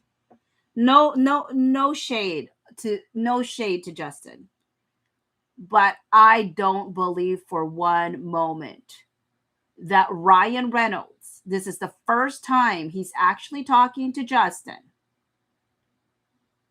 Oh, well, that's not true. It's not the first time per se, because their first meeting was in December of 2024, and Ryan was there in that meeting. But like, we're also big fans. I feel like this is a version of love bombing. Since before we met, and more so after. Like since before you met, I just feel like that's a lie. I do. First, I just don't think that Ryan's big fans of anyone really, but himself. But I don't know. I think that's a bunch of hooey.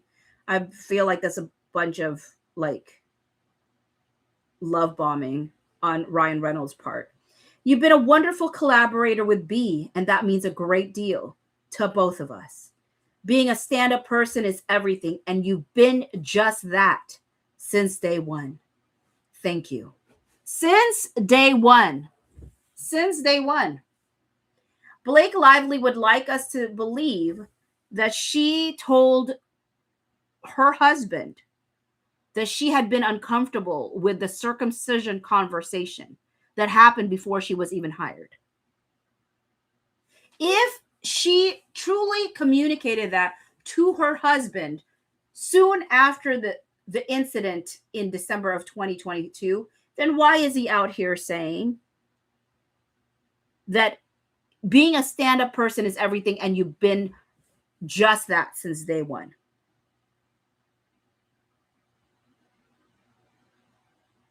That either she is lying, which, you know, or she waited until January 4, 2024 to let people know that the circumcision conversation bothered her.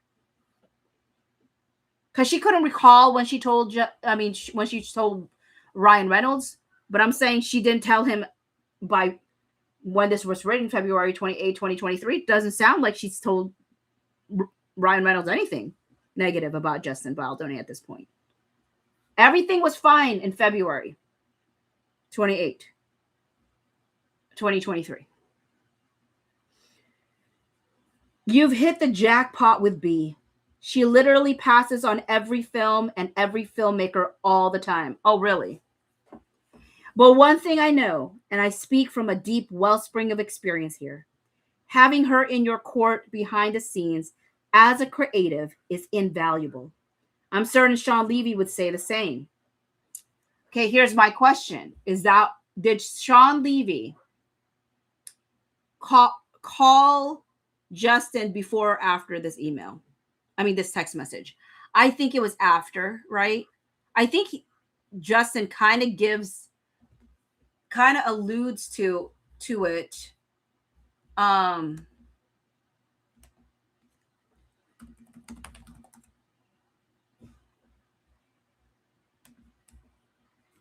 I feel like trying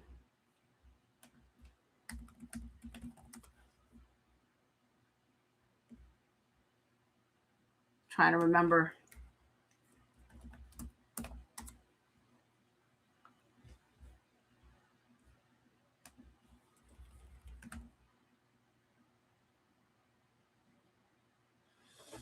Why can I never find what I'm looking for? Hold on one moment.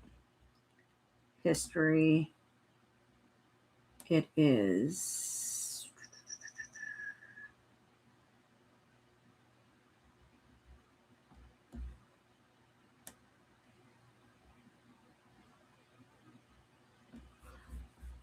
Okay, hold on. There it is. Okay.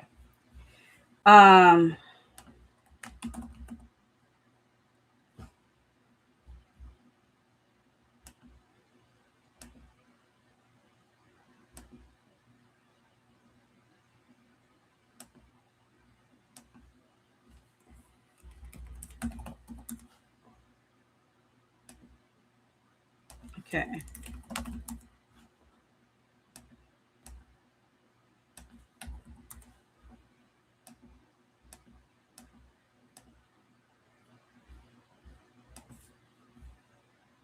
Sorry, I'm trying to find it.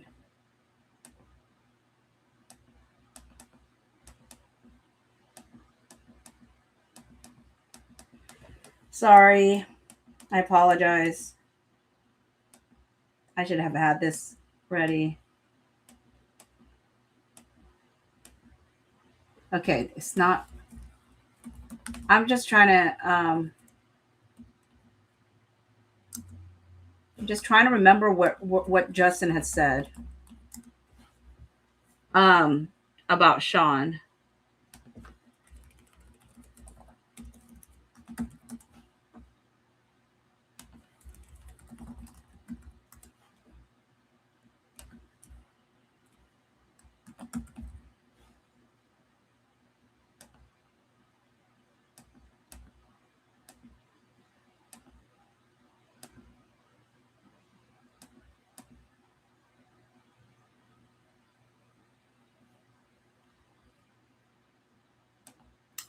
Forget it.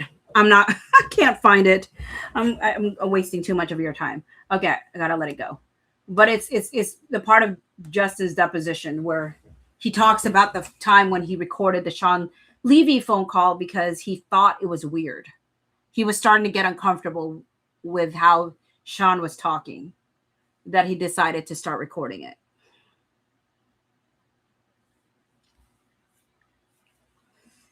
Hi, Dre Zombie. Hey, Gloria.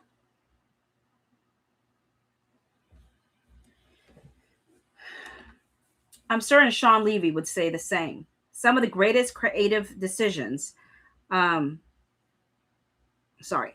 Kenny said, did we hear that convo? No, we did not. Was it evidence? No, they didn't put it in. I'm certain Sean Levy would say the same. Some of the greatest creative decisions I've made. Why did he put in quotations I've made? Why is the I've in quotations? Is that like Joey Tribbiani version of putting quotes on something? Why is there quotes on I've? Some of the creative decisions I've made are in fact Blake. Oh, that's why. Sorry. I just had to finish the sentence. He put I've was really Blake. Then why did you never give her proper credit?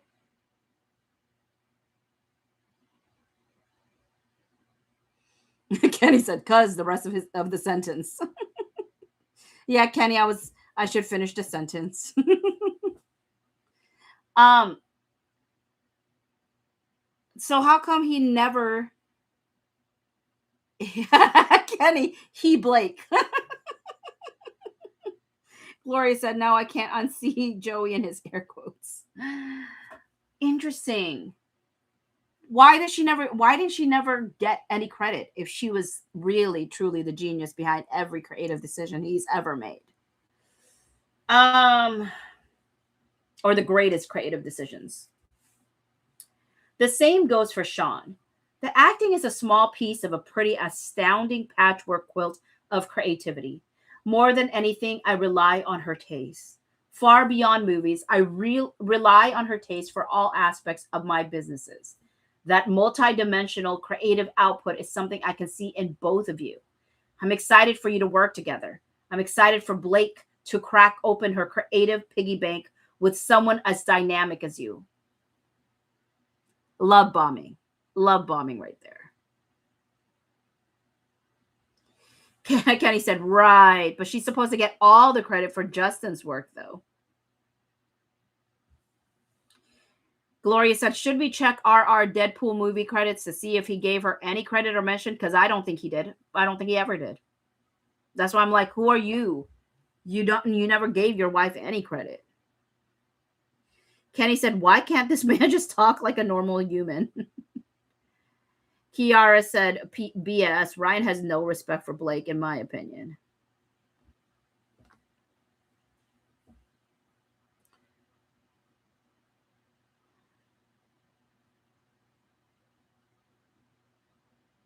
I'm excited for Blake to crack open her creative piggy bank with someone as dynamic as you. This is going to be incredible.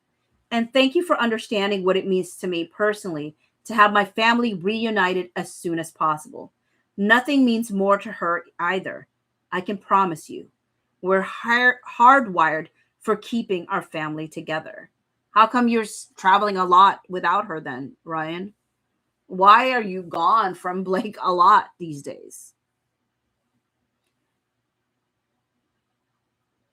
That's how to win us and also how to kill us when we can't. We never split up. Ever. Famous last words? I don't know.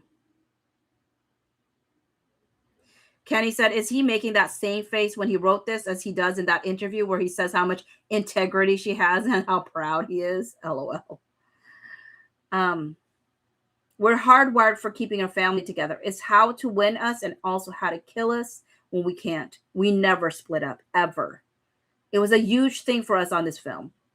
I tried to push our start date, but Marvel booked studios last July and Hugh's timing was locked. I've been frantically smashing out my third pass of the script to address structural changes, but mostly to get our budget down and shorten the shoot so I can fly back with the girls when school starts. We see and appreciate that you already moved significantly, to make it work with her schedule because of the film she's already committed to, which thankfully she was able to gracefully punt.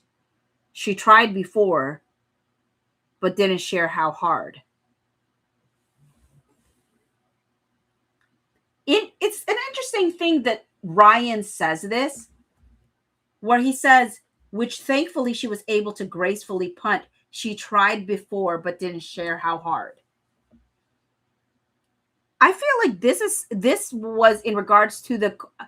I wonder if he knew that Blake left Justin a text, a voice note about this, being all like, "I can't talk to the other director the way I can talk to you." I wonder if he knew, like she had tried to get, or I guess he does, because he says we see and appreciate that you already moved significantly to make it work with her schedule. So I guess he did know. All this to say, I'd have your line producer's face tattooed to my perineum if he, she, they can figure out how to start 2 weeks earlier. Which is wild to me. He says that, and then they end up pushing the start date. You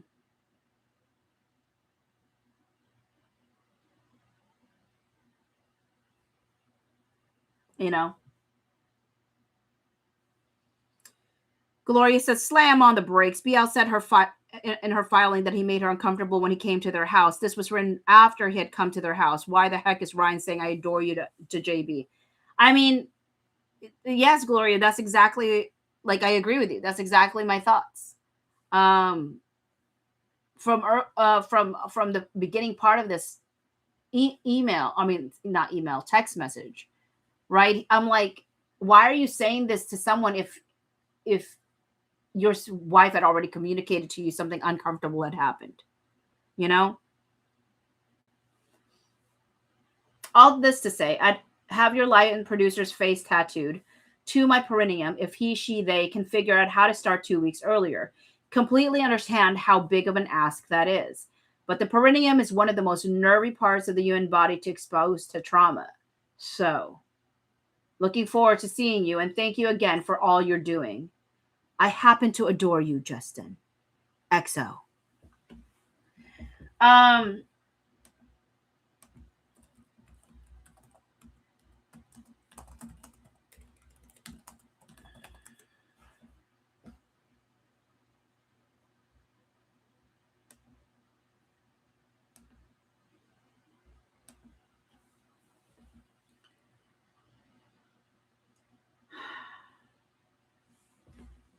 So, you know, we've talked a lot about how he claimed that he would have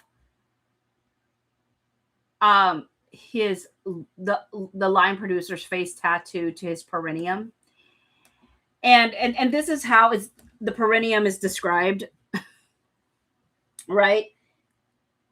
That it's supplying, the perineal nerve is a significant branch of the pudendal, I don't know how to say any of these words, nerve, supplying both motor and sensory innervation to the perineum, which is crucial for sexual function and continence. The perineum can be an erogenous zone, and touch in this area may be perceived as both erogenous and aversion by different individuals.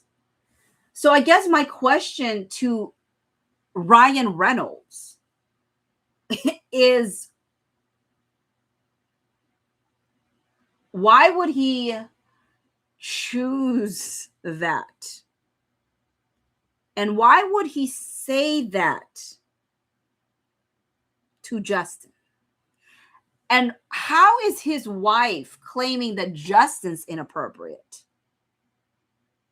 while her husband chooses this to be one of his first text messages to Justin?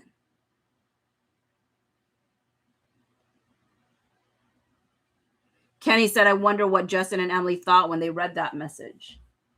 Yeah.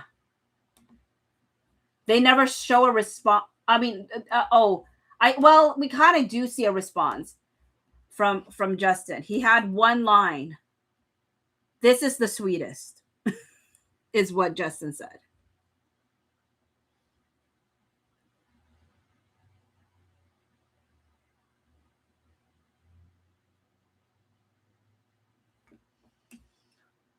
Very interesting.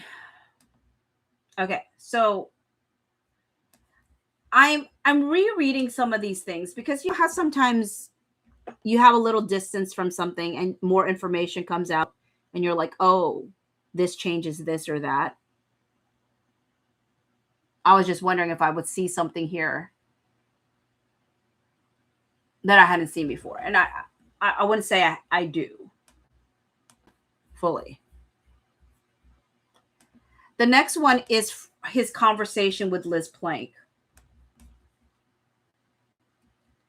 Brief and to the point. It wasn't very long.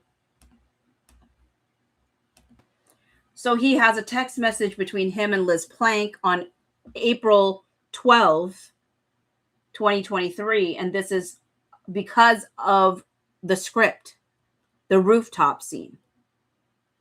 And Justin had just come to their place to talk about the rooftop scene.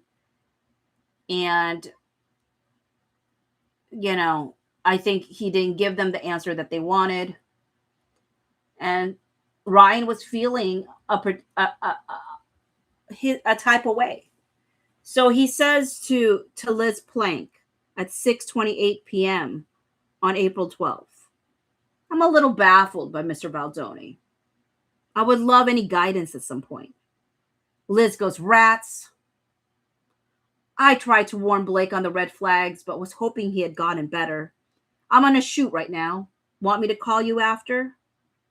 Reynolds in his favorite words, sure. Zero pressure.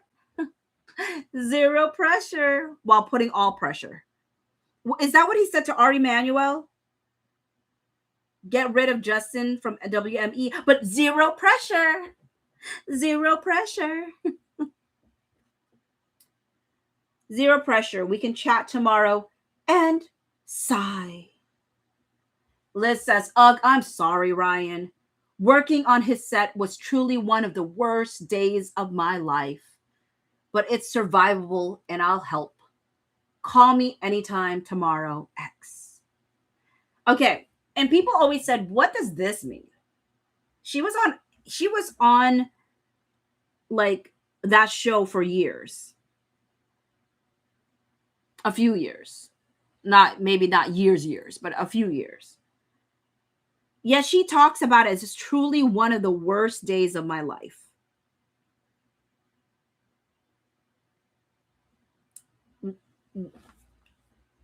Is this one of the stories that Liz Plank was going to tell us about?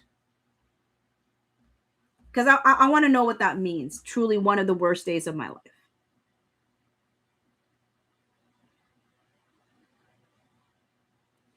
And people will say, oh, is this about SH? There's no inclination that this is about SH. The red flags, I think, and this is something that you know, when they were trying to push out the narrative of the 9 women, trying to make it seem like 9 women had accused Justin Baldoni of SH, that is not the case.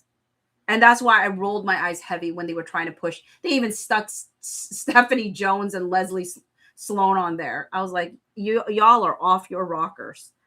If you're trying to claim that these people, you know, are talking about SH. Oh, Kenny makes a great point here too.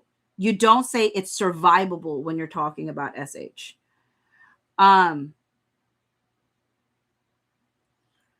So I will say that blasted, I forgot what I was gonna say. I hate it when I do that. Oh yeah, the 9 women. When they were trying to push out this idea of these 9 women. I said what I think it came down to is this is a consistent theme, right? This is a theme that Justin even takes acknowledgement of. Hi, Kimberly. I don't listen to women as much as I would want to. Like, I feel like I should, kind of situation, right? He's interrupted. He's cut people off. He's like, whatever. I think a lot of it had to do with like, oh, he's quote unquote not the feminist that I think he should be, or he's not their version of what a feminist should look like. He's not as good as he, as we thought he was going to be in regards to letting women take control. And I think her biggest gripe is she wanted her own show, her own podcast. And I think she, whatever. So I do think it's really interesting because on one hand, I felt like Justin gave in too much to Blake, but on the other end, I think part of her annoyance with him is she didn't think he gave in enough. It wasn't feminist enough in her brain. Like, if you were really a feminist, you would let me like just take over. Like, you should just let me have this, kind of thing. And not to say that that's really what feminists believe, but that's the version of Blake Lively's feminism. Like, you're not really a feminist unless you let me have this. Like, if you don't let me take over, like, there's something wrong with you, kind of situation. Like, I'm better equipped than you are. I think I'm better than you. Why am I not getting this opportunity? How come you have this IP? How come you have this big IP? I don't think you deserve it. I think I deserve it, kind of situation. Kenny said the way she responds to him saying he's baffled is weird, though. Like, why does she respond like this was something she would warn someone about? Ooh. Great point, Kenny.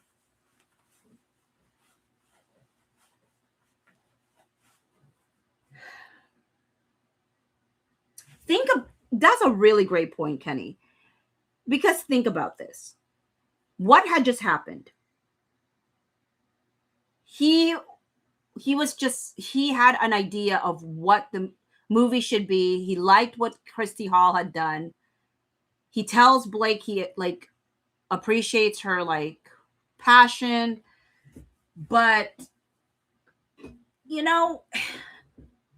it's probably going to just be a mix of what Christy Hall does and a little bit of what Blake Lively offered.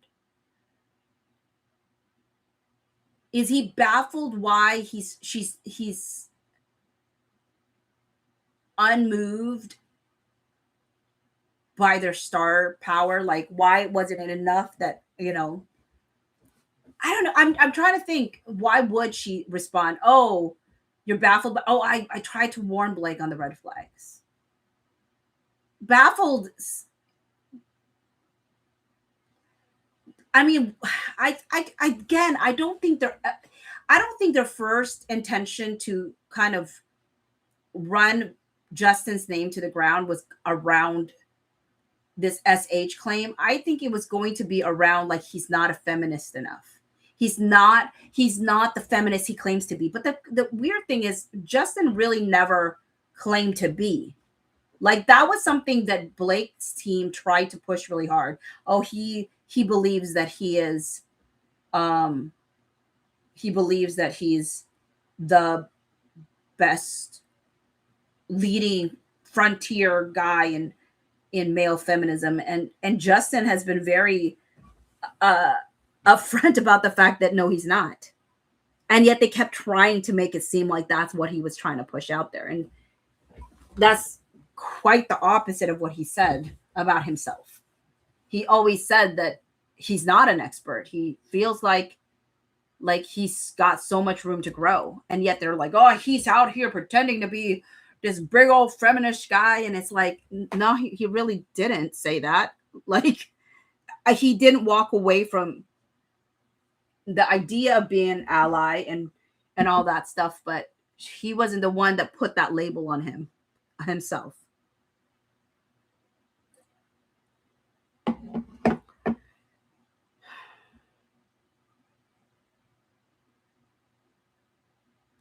Gloria said, if I got a text message from somebody I know and they said, I'm a little baffled by Mr. So-so, my next response would be, oh, really? What happened? Because I would want to know before I said anything else.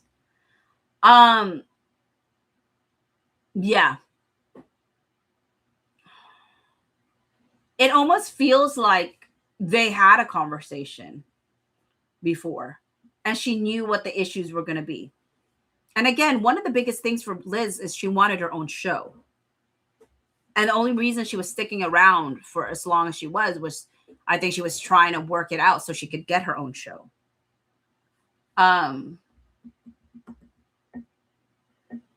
So I do feel like I think there's hints of like when Liz was like, oh, why can't he just let the women work? And also you could hear the confusion in Liz Plank's voice in her conversation, or not her voice, but her text message with Blake, where it's kind of like, it's why would they do this? You know, I think she should have investigated that feeling of why should she do this.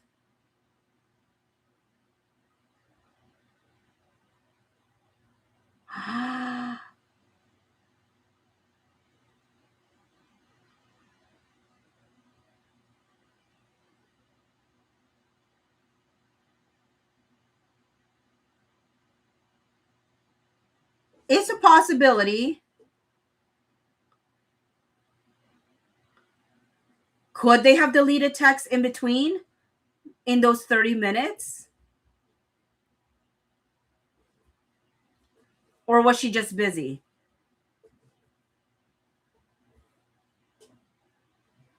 That's a good point. Huh.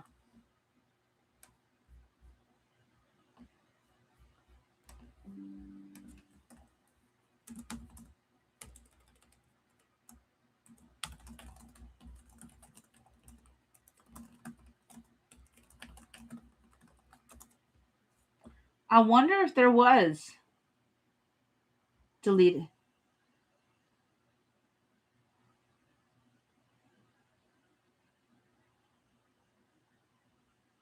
No, but you know what? She does say she's on a shoot right now. So that's probably why she couldn't respond right away.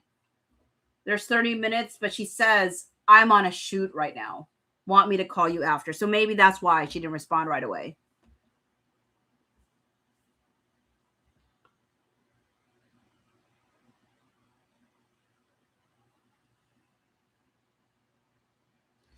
Okay, so that's his text message to Liz. Okay, those are the two texts in 2023 we have. Then it fast forward to 2024. On May 2024, May 26, 2024. And this one is with Josh. Hi, CM Pace. Yes, watch the interview with Brian on this live.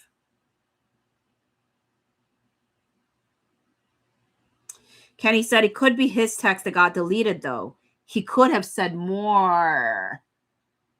Oh, Kenny, another good one. It's a possibility. It's a possibility. Okay. May 26, 2024. Oh, sorry. Huh.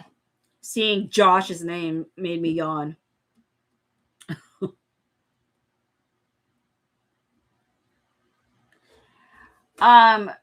May 26, 2024 at 4:44 a.m. in the morning. Like he's such an early riser. I mean, I feel like because this is GMT time.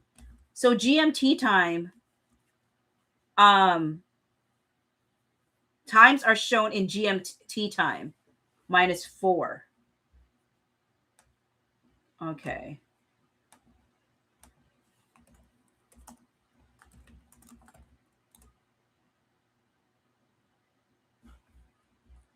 So what would that be to EST?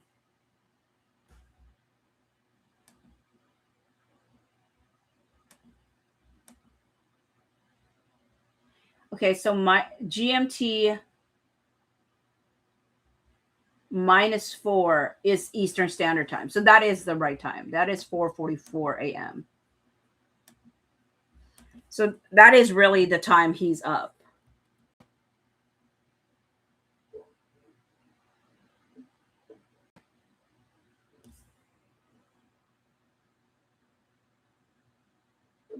Glory said, and when she said, I tried to warn Blake on red flags, why wasn't Ryan's response red flags? What do you mean? What are you talking about here? What red flags? No questions are happening here. Hi, Khaleesi. You're back from Spider-Man. I'm planning to watch that. Hopefully. Okay, so Reynolds goes. Kiara said, I think the text is just for paper trail.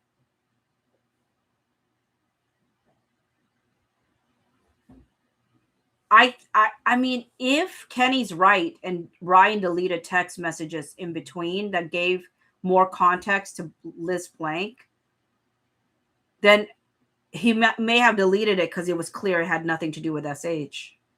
Well, and there's no SH claim that has been made at this point either. Because this is very, very early on. This is in April. Hi, Cautious Peace. I just got back from Spider-Man too. All people all coming back from Spider-Man. Here's the funny thing about Garfield.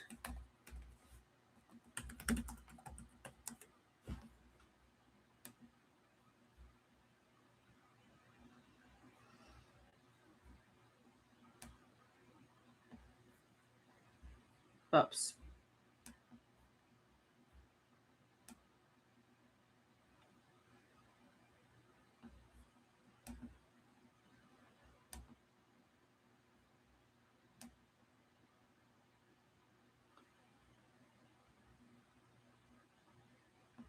Oops, back. Sorry.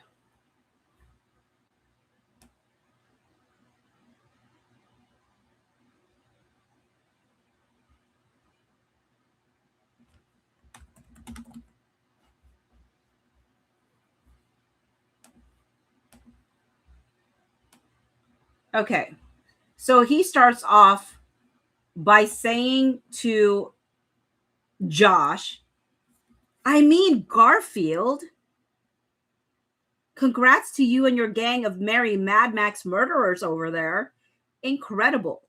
I'm not rooting for any movie to lose because we all take the hit. But you really pulled off a marketing triumph with this. And marketing is my favorite discipline of all the martial arts. I hope I get the benefit of your black belt one of these days soon. I'm sure you do. But see that? I mean Garfield. So he's glazing him over Garfield, right? Here's the Garfield movie. Right? There's the Garfield movie.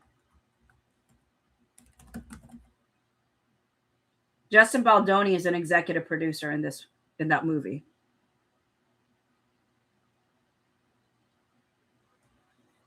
So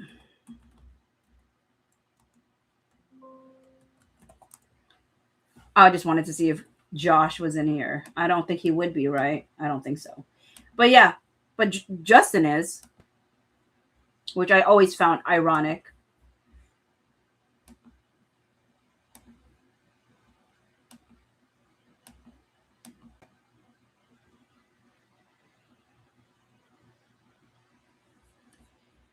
More importantly, Josh, I can't thank you enough. Oh, this is going to make me gag. Okay. I can't thank you enough for your level of integrity and leadership with It Ends With Us drama. You're not only backstopping a vastly better version of the film, but you're making fans and allies left, right, and center. I'm sorry. Does this sound like his concern was SH of his wife? Does this sound like his concern was SH of his wife? He calls it drama. He calls it drama. And yet, what does he praise Josh about? Not protecting his wife from SH. No. He's thanking Josh for choosing the better version of the film.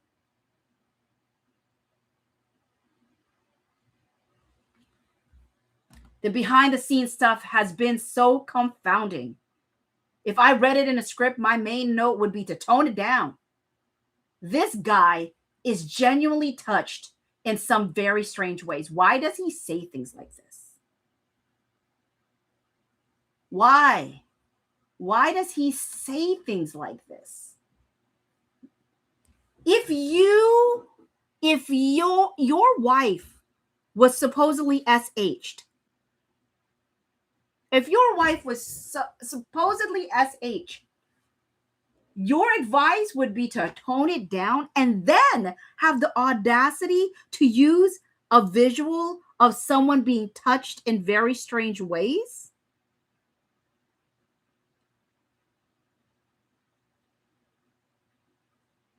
Like a melon baller lobotomy makes more sense than his self-propelled malignant stupidity and revolting behavior.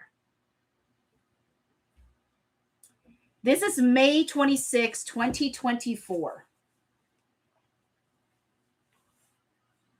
I believe it was 9 days prior where he blocked Justin Baldoni right before the friends and family showing of the movie, plus the trailer coming out.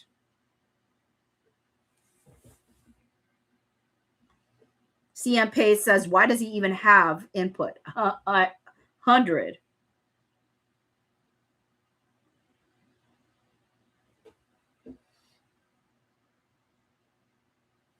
Melon baller. What does that even mean?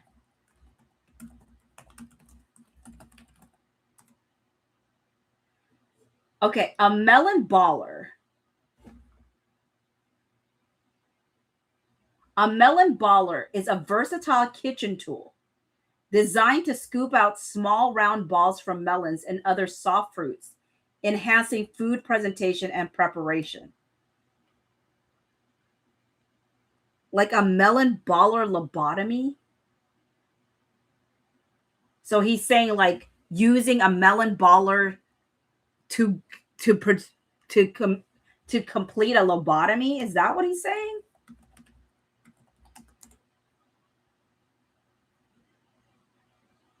So using a melon baller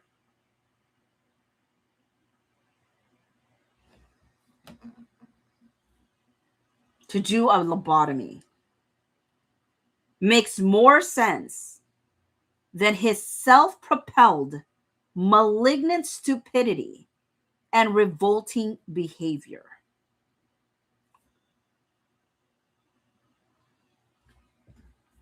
Self-propelled.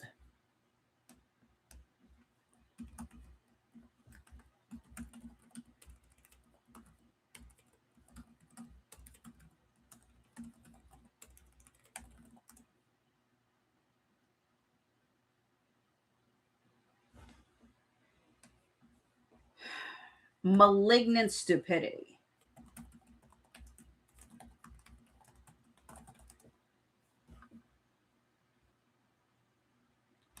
Malignant stupidity. So refers to a condition characterized by a profound lack of intelligence and common sense, often leading to extreme and often self-destructive actions.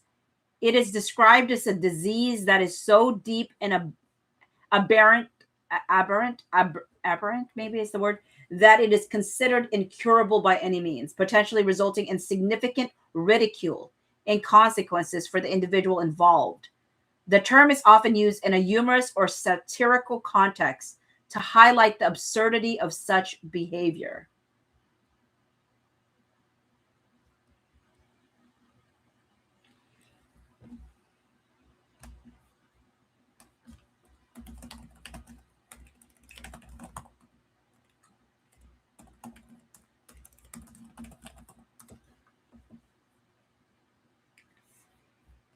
And then revolting behavior refers to actions that are extremely offensive, disgusting, or morally objectionable. It often involves conduct that causes strong feelings of disgust or repulsion, such as behaviors that violate societal norms or values. For example, a person's behavior may be described as revolting if it is shocking, nauseating, or offensive in nature. Sarah's like, Ryan is revolting. Um,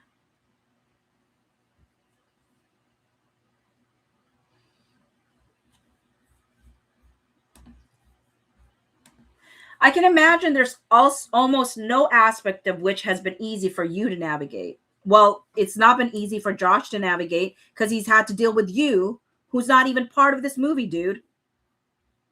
But you stood up for what's right in a system which more often than not favors what's easy.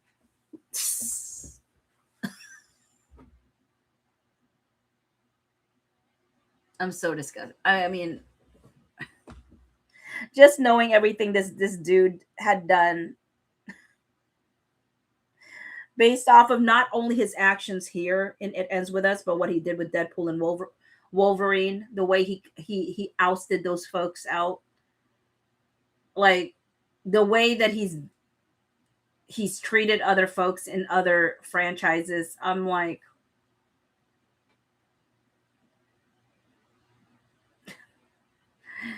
I cannot.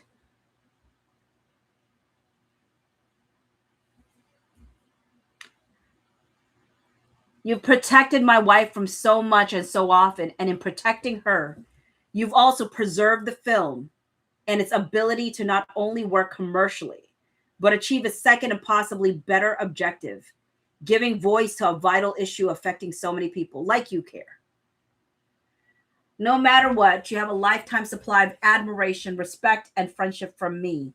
If there is any way I can pay it forward, wink, wink, anytime, wink, wink, say the word, wink, wink, and I'll show up for you, wink, wink. Try me. Um,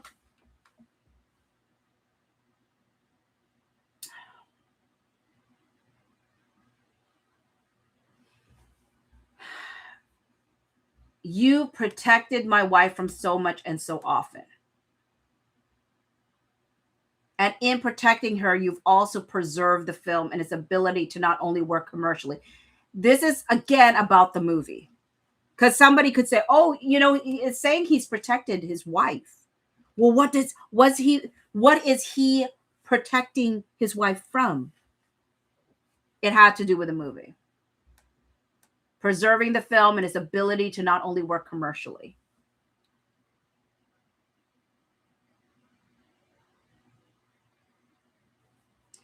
Blake said to whoever she was talking to, I forget who she was talking to. Maybe it was Liz. I can't remember.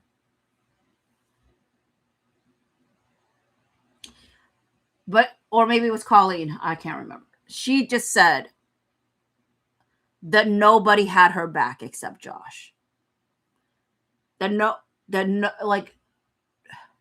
She had no support until Josh.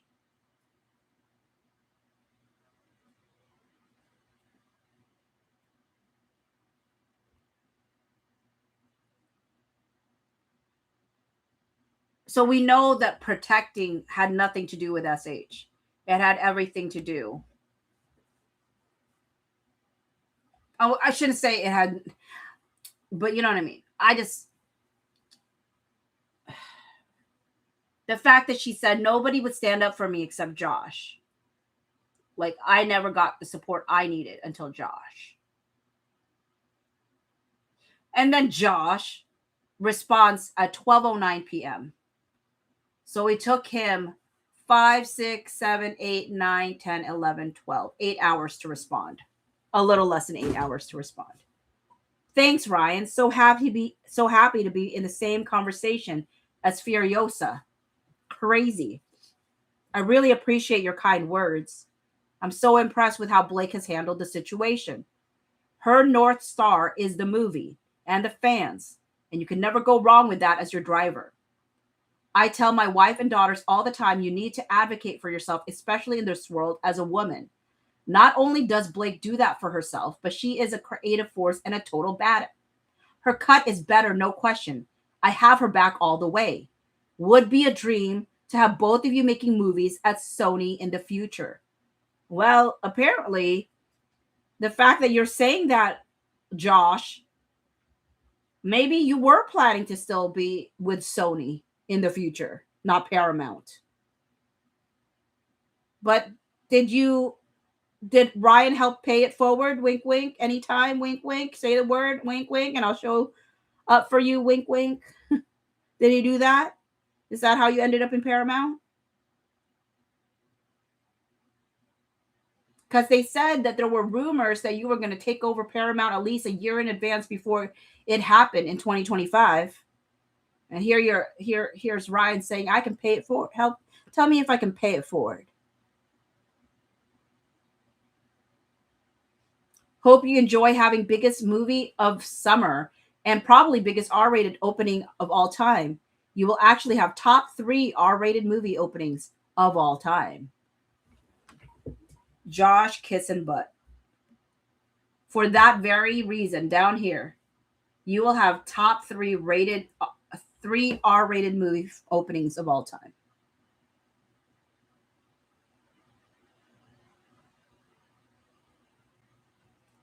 But when you hear this, I'm so impressed how Blake has handled the situation. The SH situation? No, the movie. I tell my wives all the time, you need to advocate for yourself, especially in this world as a woman. Oh, you mean about the SH? No, it's about the movie.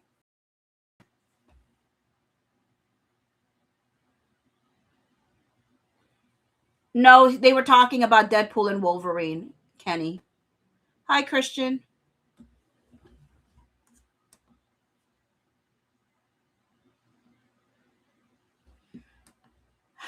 Everything in this email with Josh tells me there was no SH. It was always about the movie. Every time you think the sentence is about SH, it's not in context.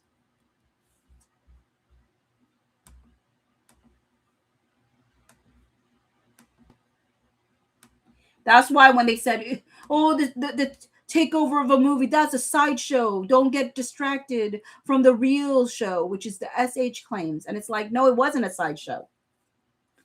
You know why it's not a sideshow? Every stinking text message is about this takeover.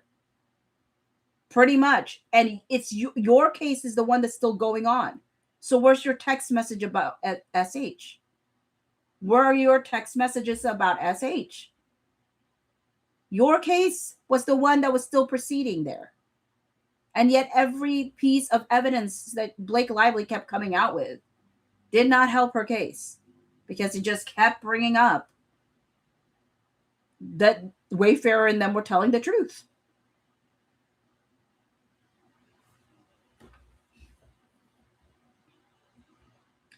This is Ryan with Patrick Whitesell. This is July 13, 2024.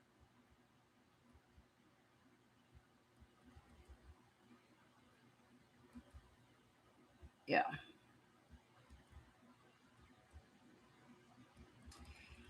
Ryan's texting on a decent time. It's at 11:01 a.m. He said, hey, Patrick, do you have a couple minutes to chat? I'm in London, and I have a call with Faggy from 5:30 to 6. Then I'm free till 9-ish before I leave for Brazil. I realize it's Saturday, so no pressure. No pressure. Sorry.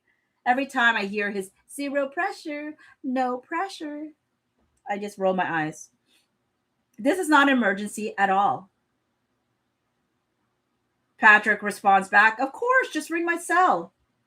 Reynolds, rats, just tried you. Rats? Him and Liz Plank both like to say rats. Rats. Which I hate rats, by the way. Rats, just tried you. Sorry I missed you. And then I guess Patrick tried to call him and he misses it. Sorry, I missed you. I'm clear for the next 30 minutes, then wide open in an hour. Patrick, sorry, didn't see phone ring. Can call you now or when you're next free. What is best? Reynolds, I need to talk to Figgy and Lou for the next 30 minutes. May I call you immediately after I hang up with them? Yes. I might call you on FaceTime audio because it's a clearer. I'm guessing that's FaceTime audio because there's a clearer connection. Appreciate you making time. I know it's Saturday.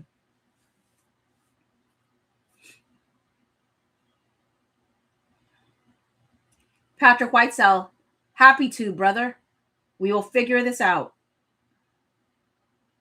Okay, so happy to, brother. And then they must have had a phone call conversation. And then he said, we will figure this out. And Ryan Reynolds says, thank you, Patrick Whitesell. So thank you, PW. They love doing abbreviations up in here. I think ultimately the guy needs to comprehend this. He's an inexplicably toxic mess. To say nothing of the fact he presents as a feminist ally warrior when he's actually a thoroughbred predatory fraudster. Okay, let's unpack that. This is the first time we hear Patrick Whitesell being told. I mean, this is the first time we hear Ryan Reynolds giving any allusion to this idea of him being a predator. Unless you, I suppose, revolting.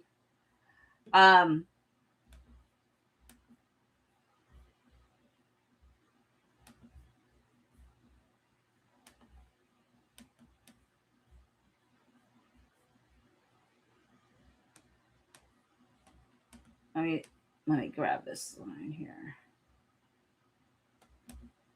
Hold on, sorry.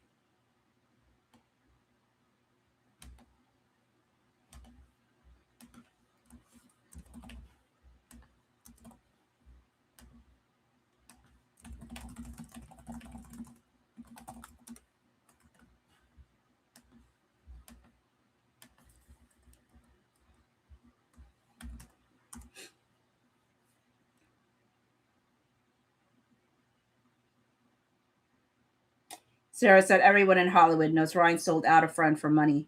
Everyone knows.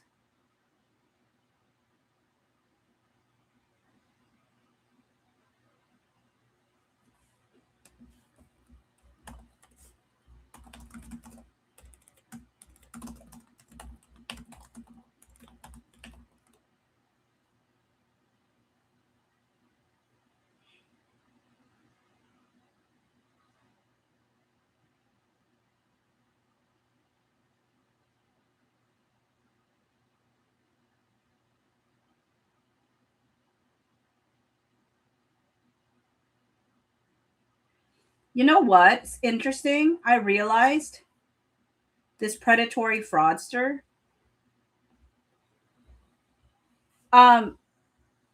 This is still not SH statement. At first, I thought predatory by nature. I was thinking about the accusation that he called Justin a sexual predator, but we actually don't see that. We see him calling him a predatory fraudster. Which makes me think, again, this was around like what they wanted originally to be the thing that they were going to push out to the public, which was that Justin Baldoni's truly not a feminist. And the predatory fraudster makes me think about the text messages that Blake Lively said, where she says, and he's supposed to be, like he said he was going to be a collaborator. He said he was going to be this or that. And like, she was complaining about how he presented himself to be a particular way in regards to collaborating and how much input she was going to have and all these different things, which gives me this whole fraudster. And the predatory one was predatory typically means targets, exploits, pressures, manipulates, or harms people, especially those with less power. Well, They definitely don't have less power. But fraudster deceives people about who they are, what they believe, or what they're doing. So put together, it suggests someone who presents a trustworthy or principled image while allegedly using that image to gain access, influence, or power over people they then mistreat or exploit. In this passage, Ryan seems to be accusing the person of publicly acting like a feminist ally while privately behaving in ways he considered harmful and exploitative. It is a very strong, loaded language. It reflects Ryan's accusation, not a proven fact by itself. Kenny said, sounds like a self-description of Ryan, not Justin.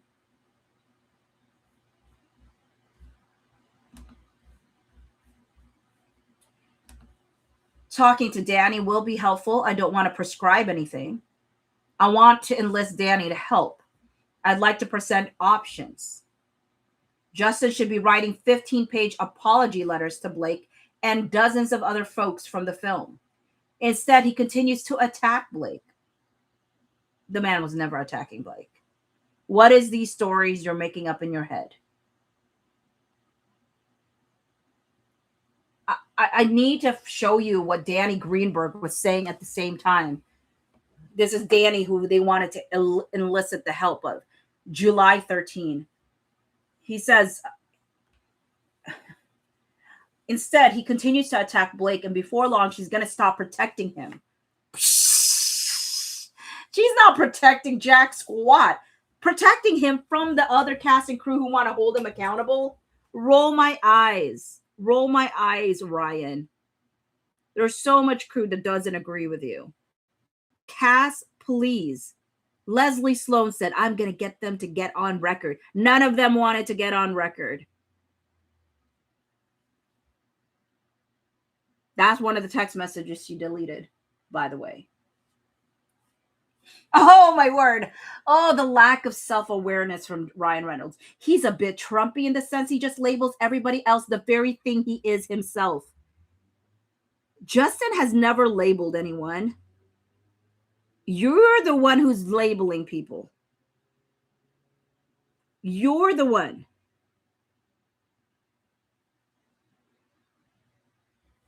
That's wild to me. We've read Justin's text messages. He's not out there calling people names like you are. The lack of self-awareness from Ryan Reynolds and the accusations he's making is wild to me. Gloria said, pot, kettle black, Ryan.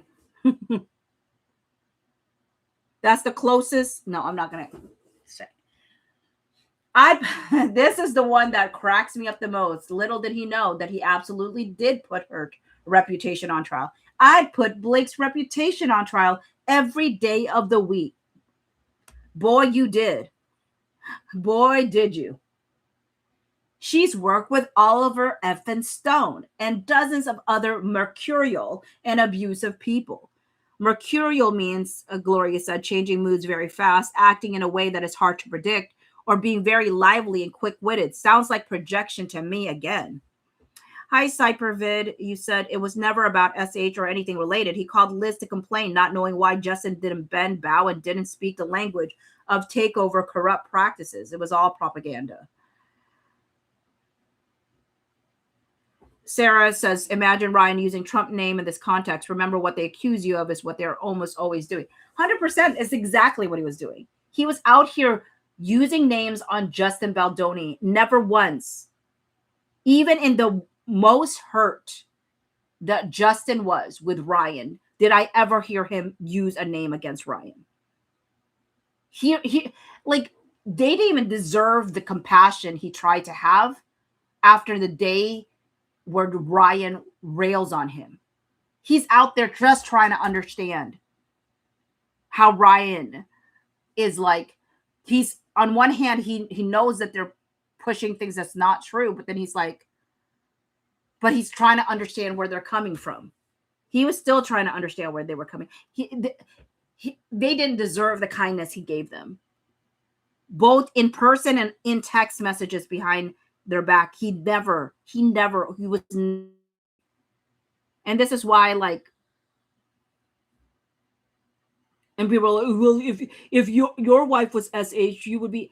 But this is not about SH.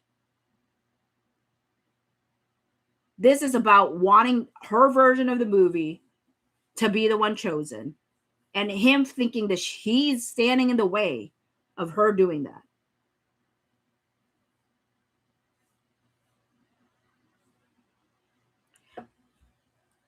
In her experience and mine, Ryan, nobody has ever reached the Empyrean heights of vile the way Justin Baldoni has. In what way, though, dude? You keep using this stuff and saying these things, but you don't actually say what in the world he's done. And what does that word relating to the sky or to the heaven, to the sky? To heavenly heights of vile. His complete lack of remorse, but self-preservation. His complete lack of not only remorse, but self-preservation is a character study. He loves the word malignant. In malignant, lazy-lidded stupidity and darkness. I'd much rather focus on what's important, but this thing has to be dealt with. And I'm happy to jump in with Danny whenever you feel it's the right moment. I'll be very calm, diplomatic, and solution-oriented. I'm sure you will be. He says lack of not only remorse, but self-preservation. Now, remorse, that can allude to something, right? Because usually remorse is you have to be sorry, you did something wrong. But knowing how they act, like they take not getting their way as something you should be sorry about. You know, so I don't even know if I think that remorse has to be anything more than the fact that they think that, you know. But the interesting thing that he says is not only does he have a complete lack of remorse, but self-preservation, the protection of oneself from harm or death, especially regarded as a basic instinct in human beings and animals. So he's like, he doesn't even know how to like protect himself. Like he's not even protecting himself. Kiara said, who the F talks like this?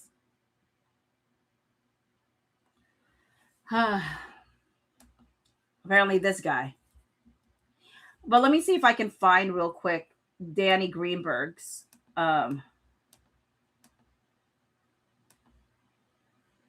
I find a Danny Greenberg one?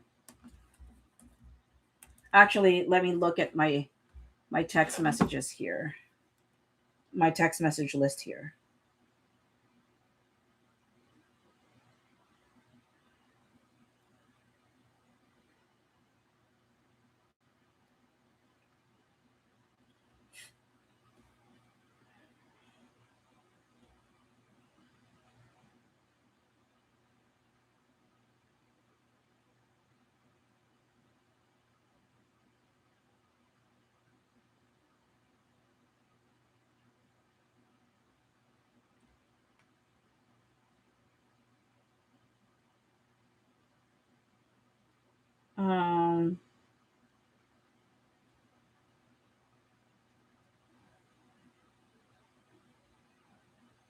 Okay, so text messages around June.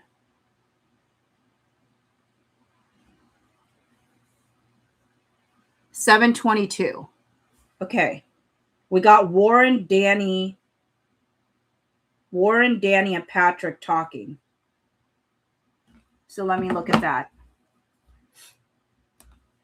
So 9 days after this text message between Ryan and Patrick, what were Danny, Patrick, and Warren talking about?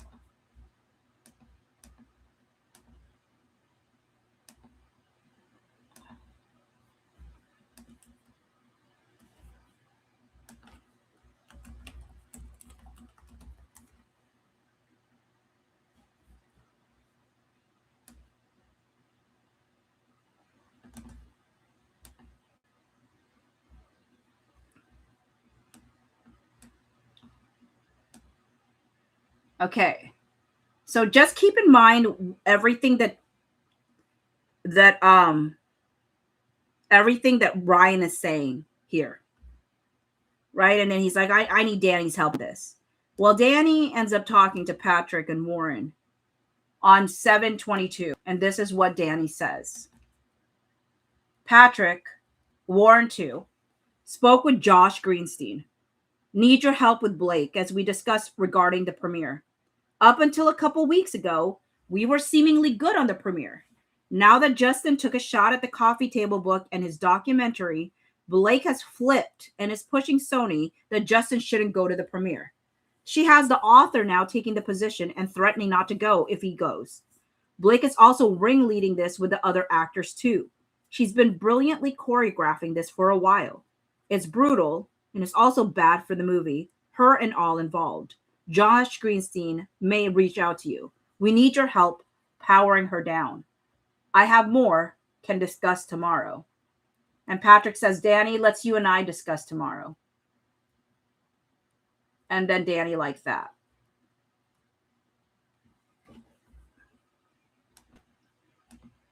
So two very different things going on at the same time or around the same time.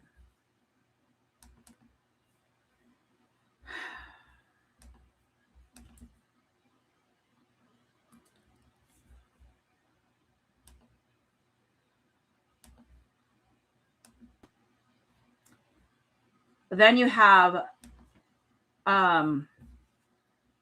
August 9, 2024 with Ryan and Warren.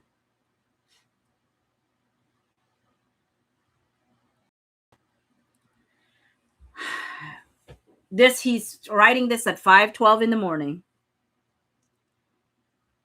And he said, excuse me, text. What's new though, Ryan? When do you not write a long text? You write texts like they're emails, okay? You're acting like this is brand spanking new. You can sort of feel that Baldoni stuff coming to a head online. Twitter and TikTok are inexplicably blaming Blake at the moment.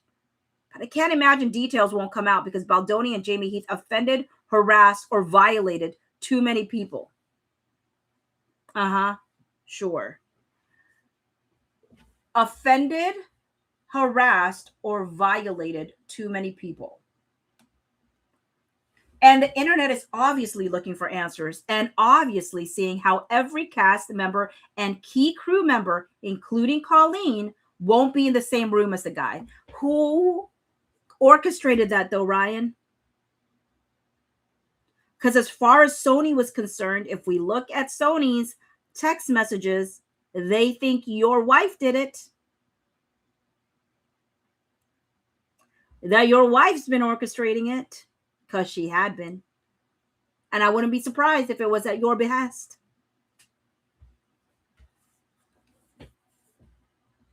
All of them have at some point over the last 6 months unfollowed him on social media. Not one person has said Justin's name out loud in any interview at any time. You know, this tells me this was a directive from Blake and Ryan Reynolds. Don't say Justin's name out loud in any interview at any time. You know why I know that that's a directive from them? Because Ryan said that with his full chest. Ryan said that with his full chest. But guess what? When these cast members were not in his presence, when these cast members, including Colleen, were not in interviews with Blake Lively, guess what? They said Justin's name. They were willing to address it. They were willing to address questions about Justin. It was only in the presence of Blake Lively they weren't willing to do it. So the fact that you said all of them have at some point, no, not one person has said Justin's name out loud in any interview at any time. That means it was a directive from you and Blake. And you thought they followed through. And some did. You know, like Jenny Slate with her interview, where she was stumbling over her words. You had Isabella trying to follow suit, you know, but other people freely talked about Justin. including Colleen. At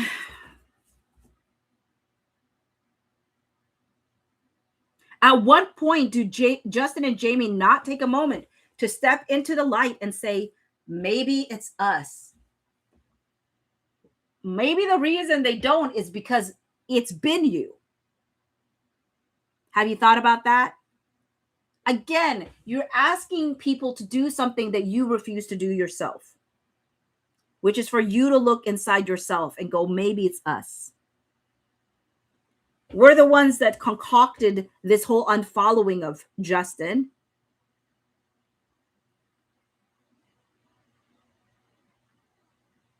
So that people would whisper and assume the worst about him.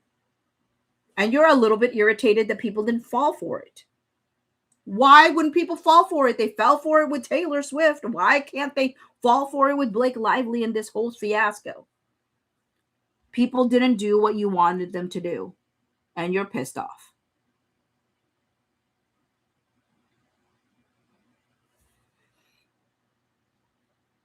I can't tell yet if overwhelming success this weekend amplifies or snuffs this out. We're navigating uncharted territory in so many ways. Todd Black called me in a bit of a panic. The call didn't go well because he's looking to brainstorm ways to diffuse the stuff with Baldoni. Paraphrasing here, but basically Todd's line of thinking is, why doesn't Blake just hit it head on and say Justin and I had disagreements and didn't get along, but we both love the film so much, etc., etc., etc.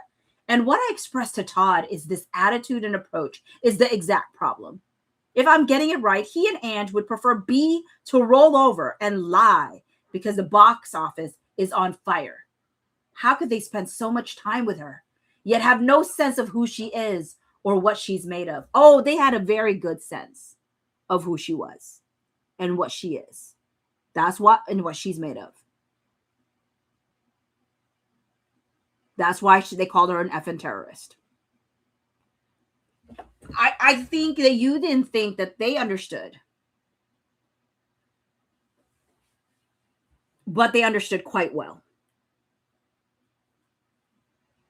They understood quite well the power moves that your wife was making. I'm pretty sure, probably, allegedly at your behest.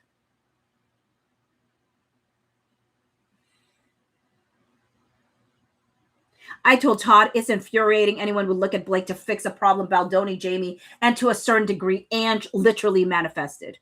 Instead of aggressively implementing steps to create a safe work environment for Blake and every other woman on set, they responded in laughably impotent and meek ways. They revealed their hand immediately and often. Okay, so this is where we do see in July and August, this is the first time where Ryan makes it really about he actually safe work environment for Blake and every other woman on set. They responded in laughably impotent and meek ways. Again, he loves impotent. Never mind. And meek ways. Is this really true, Ryan? Because according to your own lawsuit, they did implement. I mean, according to your wife's lawsuit. Because nothing ever happened in the second phase. So which one is it? I'm super frustrated because this is a moment in which Blake should be celebrating. Then have her celebrate. Who's stopping you? She made this unbelievable win happen. She made this a win for Sony and by proxy Wayfarer. She effing refused to give up on the film. Who was asking? She didn't sleep. She missed countless moments with her kids while sitting in edit rooms. Who asked her to? Scraping and frame effing dailies for every square inch of quality. Again, you're making it sound like she made such a sacrifice that nobody asked her to make. She slammed together a recipe for success despite working with ingredients she wasn't even able to choose because it wasn't her stinking movie. to make any stinking decision. All this while masterminding. No, I think you're the mastermind, frankly. A world-class marketing and promo plan for a movie that's punching so far above its weight, I've lost descriptors to even describe what's happening. She willed this weekend into reality. Oh, that's one way to put it. Baldoni and these other buckets of dumb juice should be acknowledging the speculation and gossip themselves. They should be jumping in front of it with the most full-throated, unqualified way now. Where does dumb juice come from? Aside from Ryan Reynolds' mouth.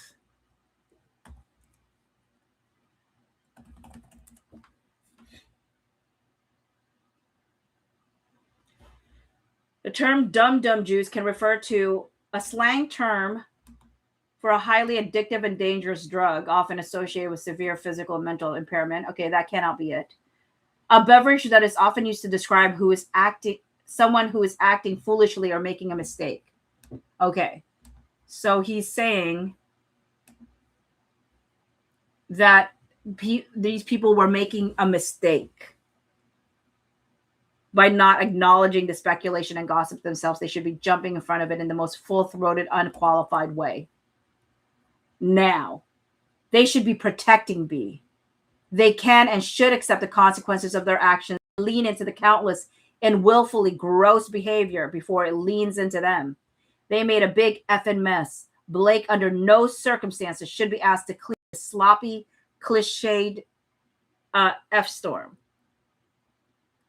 If they are made of something resembling the humanity or dignity or capacity for growth that they project on their feminist whole of a podcast, they'd be releasing a statement saying something like, "Oh, he loves the statement."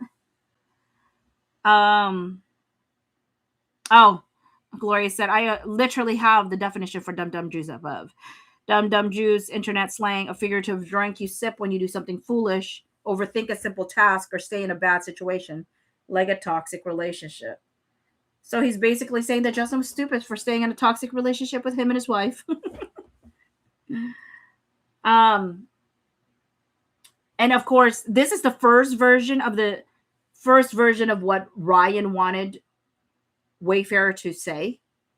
Obviously, the final version that he gives Patrick and Danny and Warren or whatever, I don't know who, the final version is different. But this is the first version, one of the first versions that Ryan wanted them to say. Our behavior on the set of It Ends With Us was abhorrent and not even close to standards and respect both Colleen and Hoover and Blake Lively deserve. To say nothing of the entire cast and crew who bravely pushed their way through an unnecessarily challenging shoot. We're working to better understand how we fostered a workplace environment so lacking boundaries, guardrails, and respect, in many incidents, decency. Our aim is to take real accountability, which extends beyond performative virtue signaling. The success of It Ends With Us isn't because of our involvement. The film is succeeding in spite of it. He's off his rocker. The warmth and love audiences are showing this film are in large measure due to the skillful work of Colleen Hoover and Blake Lively, who dedicated themselves to a radically accelerated post-production process. Who asked them to? Their refusal to accept incompetent working conditions should be the reason a movie fails. Why are you dragging Colleen into this? She wasn't even on the set as much. I mean, she said as much. You're doing too much. But their willingness to accept these conditions that we created are the reason this film is succeeding. We at Wayfarer believe with our whole heart that underlying message of It Ends With Us must inspire an imperative and potentially life-changing conversation. Colleen and Blake poured their work ethic. You know, the way that he's trying to put Colleen before Blake, as if see how they were always trying to hide. I think they were trying to use Colleen as a shield, because that person was not trying to be all that. Like this was a Blake production all the way through. And the fact that he keeps trying to put Colleen in there. Colleen and Blake poured their work ethic, courage, and innovation into ensuring these important themes are packaged in a way that's respectful of the sensitive subject matter, honoring of the source material, made to deliver an entertaining, nuanced, and ultimately optimistic experience. Hey, Leiden, 3208.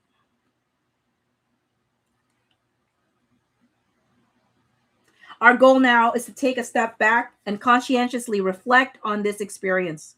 For the foreseeable future, our mission is to examine and re-examine the objectionable behavior and inadequate decision-making skills which clearly hurt and offended people who placed their trust in us.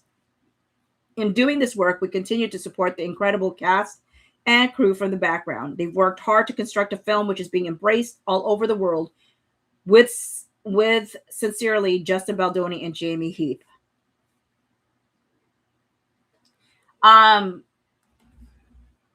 Notice, this is another thing I want people to notice, how he misspells Jamie's name.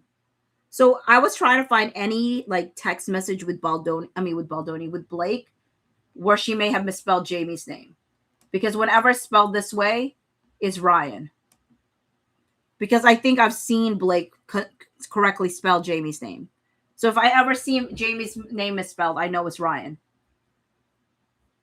If they orbited or even glanced an acknowledgement of this, like this, it would be the first discernible proof either possess a spine or something slightly north of a sociopathic understanding of basic consequences and impropriety. Him and his wife love the word sociopath. Like, they really do. The only thing they don't seem interested in is the truth. Oh, roll my eyes. And all Blake has.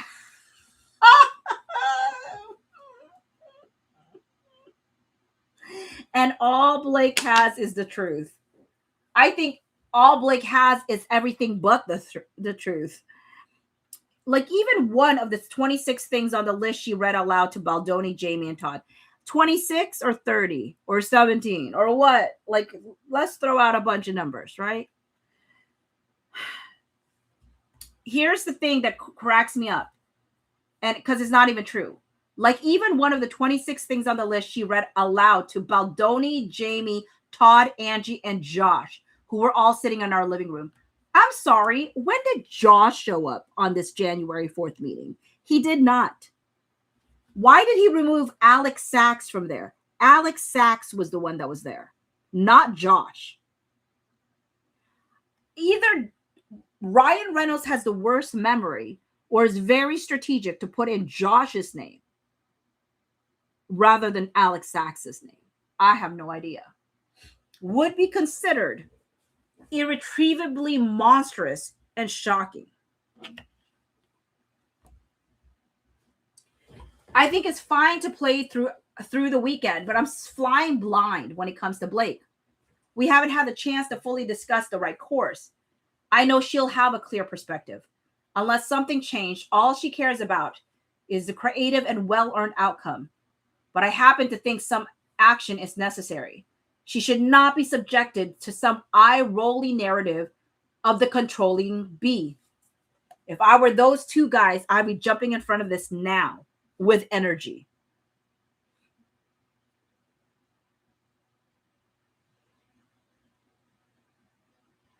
Here's the thing, Ryan.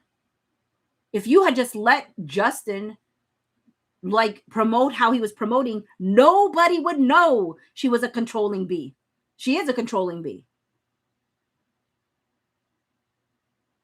She is a controlling bee. But we didn't know that. Because Justin never said that. Justin said nothing but positive things about Blake Lively publicly. He never let his private opinions be known. When that whole thing was happening, as far as I knew, it was all rumors that something was going on. Because all I could hear from Justin Baldoni was positive things about Blake Lively. Now I know that he's lying. Well, I don't know if he was lying. I think he was tapping into the time where he believed those things to be true. Because he had texted those things to Blake early on. So there was consistency, right, between the things he texted Blake and what he said publicly. But she treated him like crap, and obviously he felt that. And so he would have real conversations with folks, but he never treated them like this. He never said half of it. The closest thing, I suppose, is because he never called her straight out a narcissist, but he did. I think they did talk about like she has narcissistic tendencies or something like that. I don't know if it was even Justin. It might have been Steve Sarwitz. I can't even remember. And he's not even the one who brought up the word monster. I mean, that was Jamie. But, you know, everybody's going to see Spider-Man, huh? I'm planning to see Spider-Man as well. But Gloria, have a good time sleeping so you can get ready to watch Spider-Man tomorrow.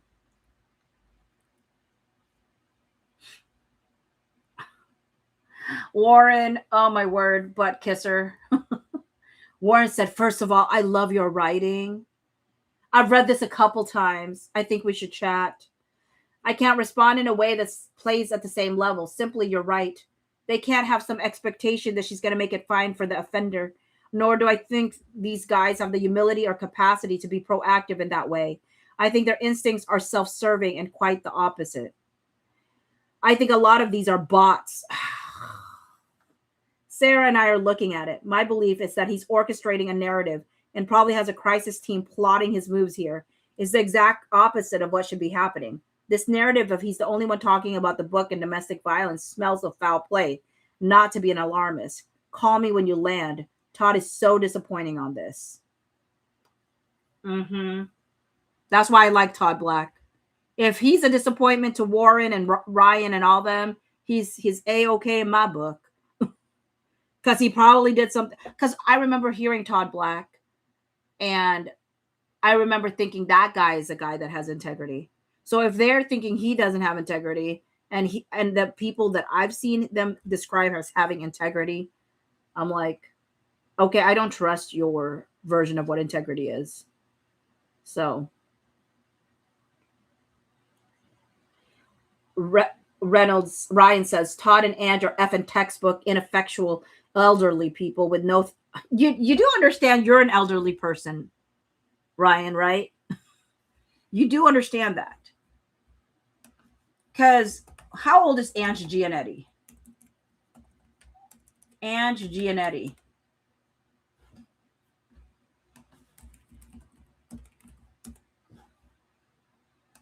Okay.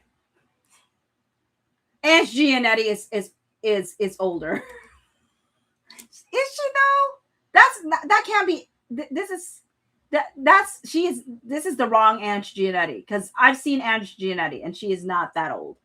So this has got to be a different Ange Gianetti that came up.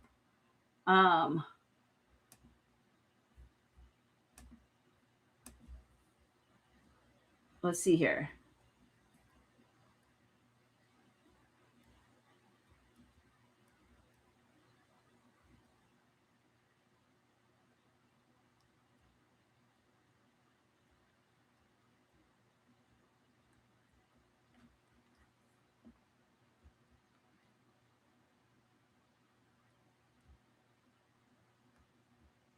Because I just want to show you what Ange Gianetti looks like, okay? So there's no stinking way. So this is Ange Gianetti right here. Okay? I mean, to me, they look like they're the same age.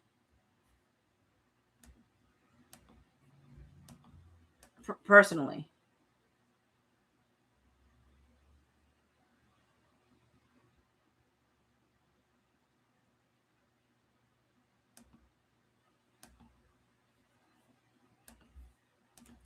I'm trying to see if there's any place that actually has her age.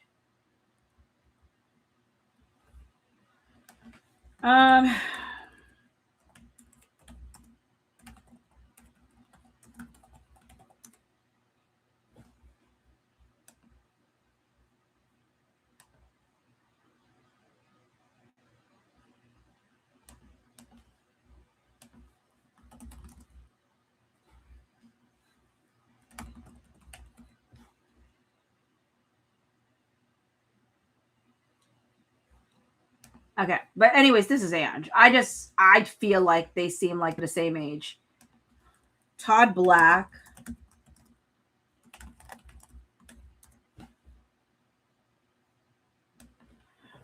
Okay. You know what? I think people just look young too. Because Todd Black, I guess, is 66. But I think, I don't know if this is an old photo of him, but he looks young to me. And I've seen his intro, still kind of looks like this.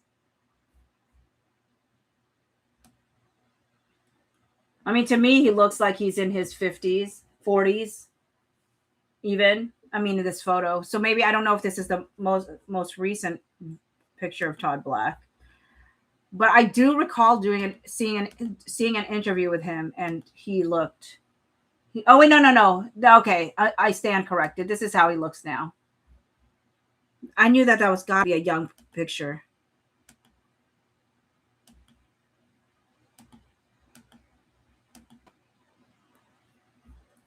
So this is how Todd Black looks now.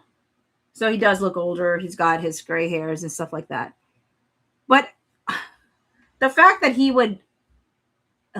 tried to put them down that way, it's wild to me because they're not that far in age. I think he's saying how old he is right now. So Ryan says Todd and Ange are effing textbook ineffectual elderly people with no ideas or thoughtful communication skills, just blunt instruments with 6 catchphrases and about 5 key words. Warren said, it's this guy's incredible ego. It feels like he's laying a trap if her truth surfaced while promoting a narrative digitally. Okay. It's interesting when they say her truth surfaces. And I know, I understand the terminology around, but why wouldn't he just say it feels like he's laying a trap if the truth surfaces? Why does he explicitly say her truth surfaces?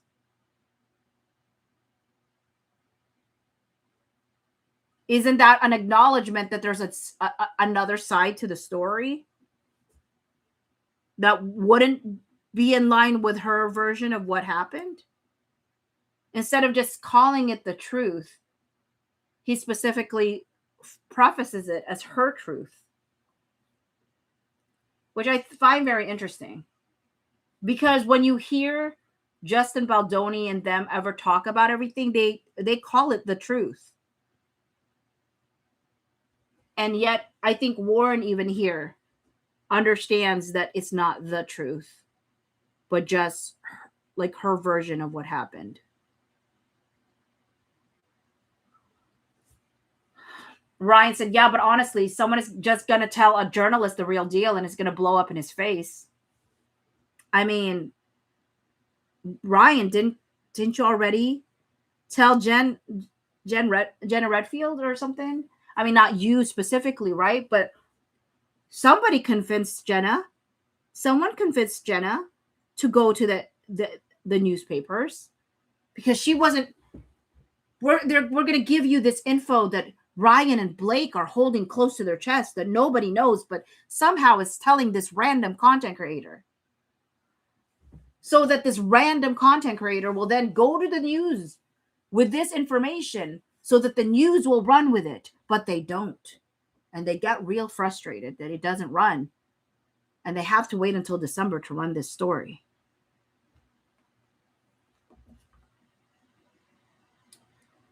Warren says, I hope this fraud weasel is exposed. I just want to protect our downside.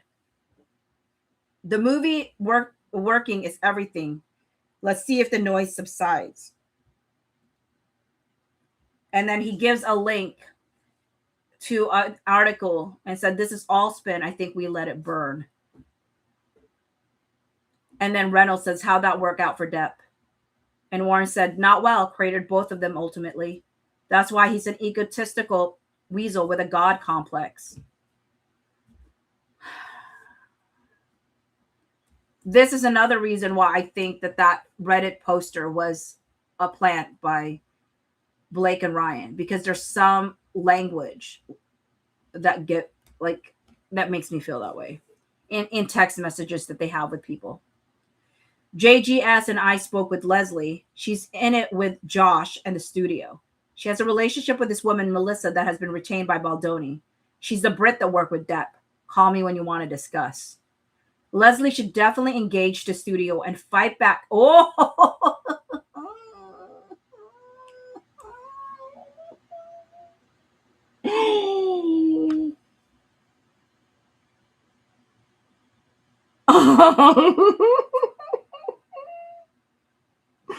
y'all's. Oh my word! I gotta text this to Carol.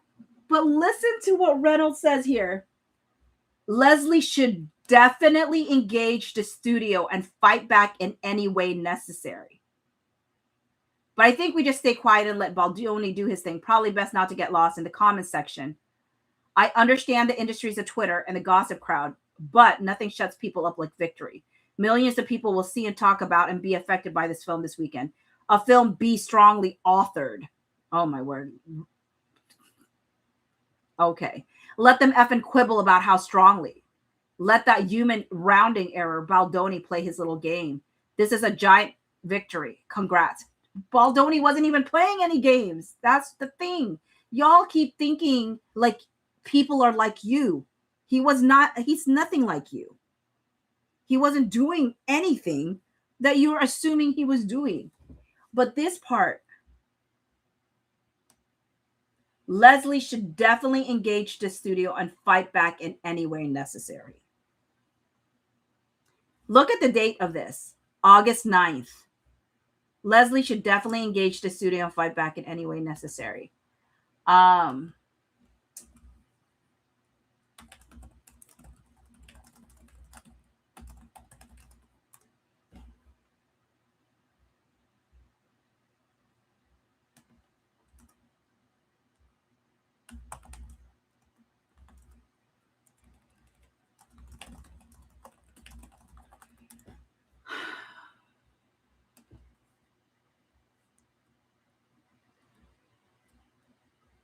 I'm trying to remember if they were in Sweden at that time or what.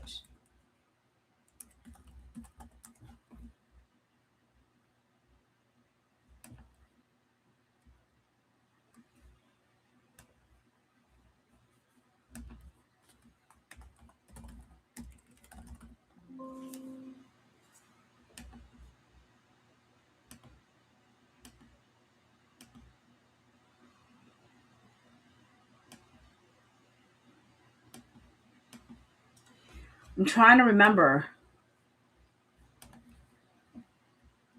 When were they in Sweden?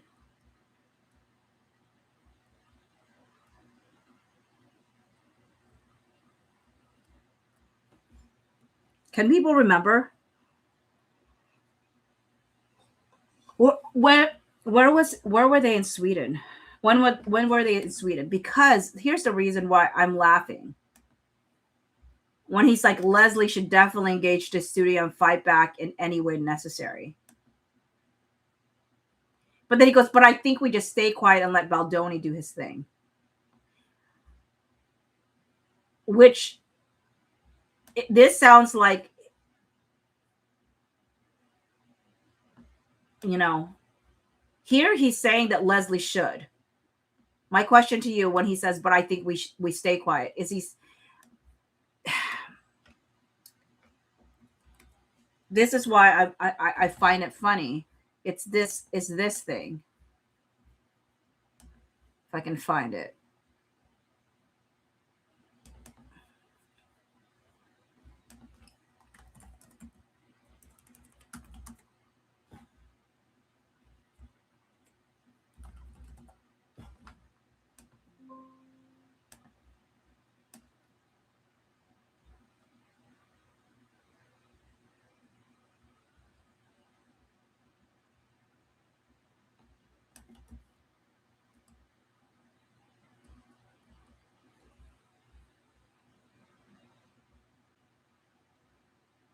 Oh, Denmark.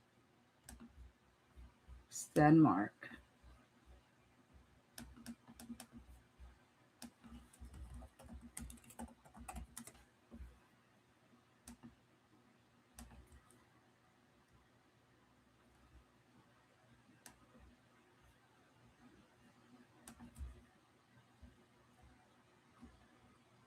Yep. Okay. Okay. So he's sending this text message on August 9th. It says here the 36-year-old actress attended a photo call and red carpet premiere for the new film on Friday, August 9 in Copenhagen, Denmark.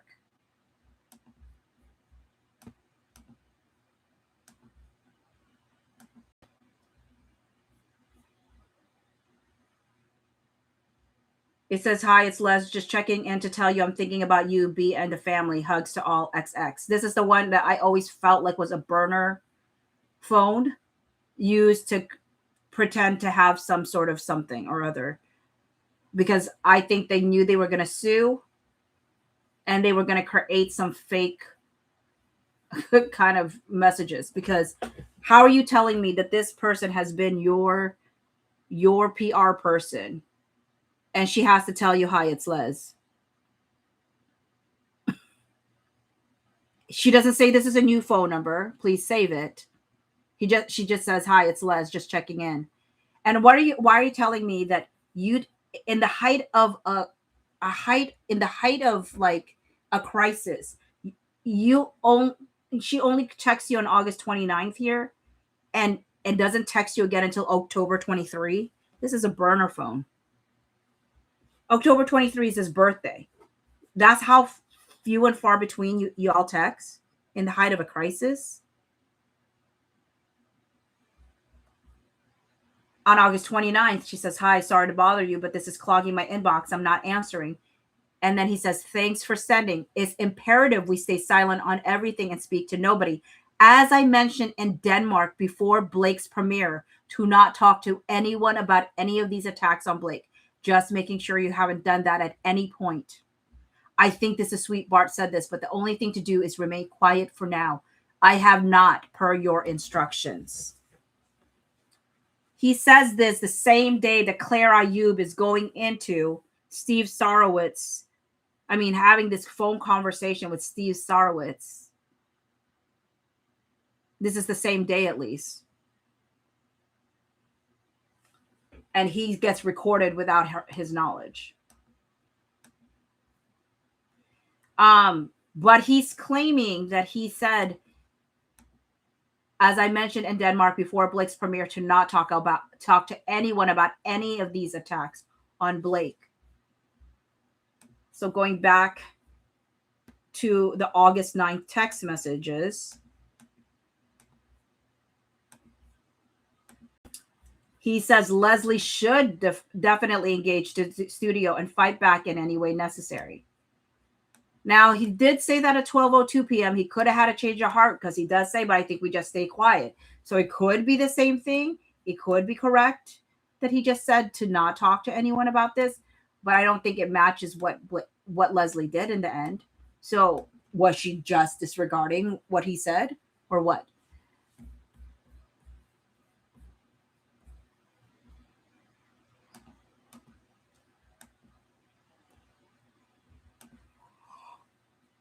I just realized it's 3.5 hours already.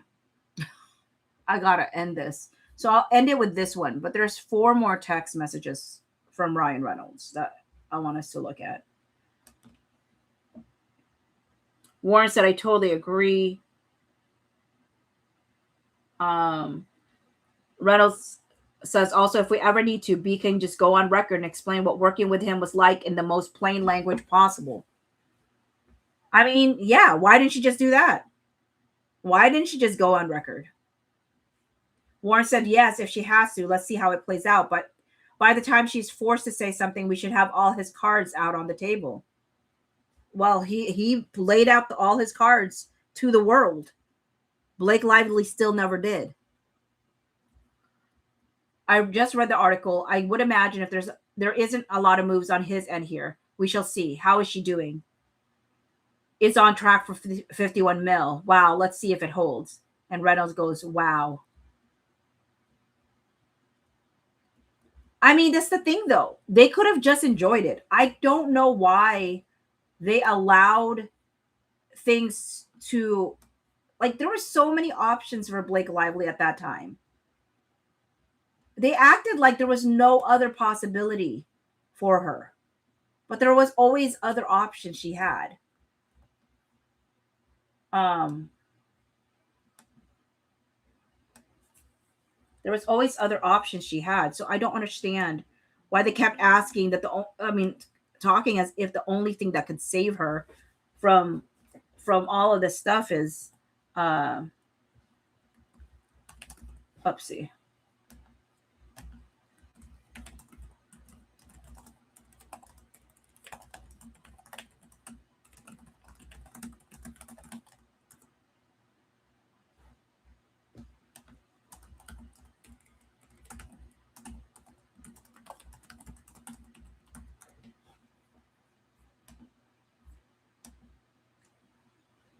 Okay.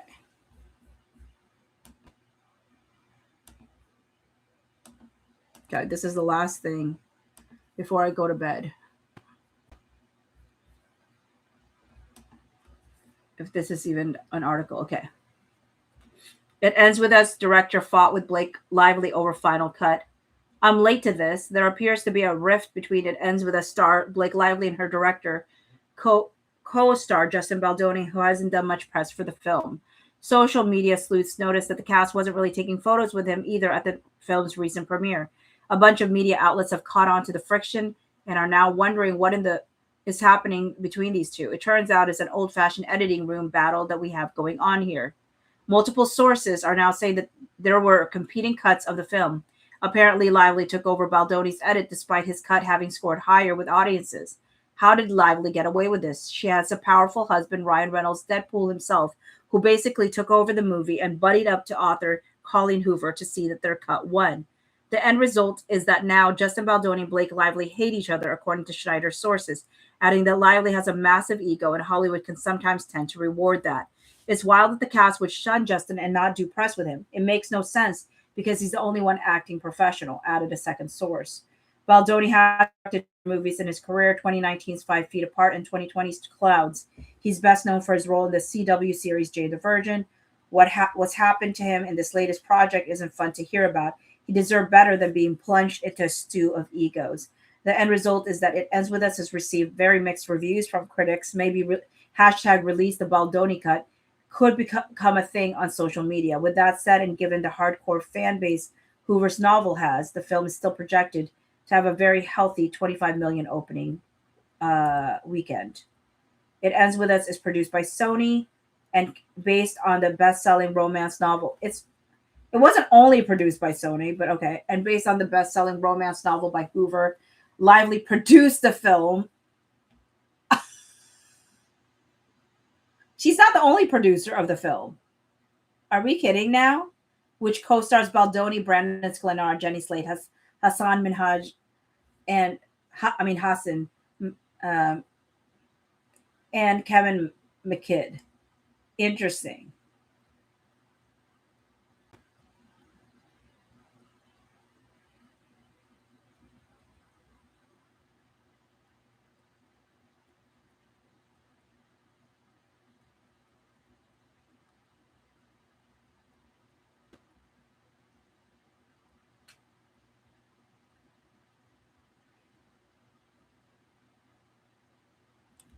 Anyways, okay, that's it.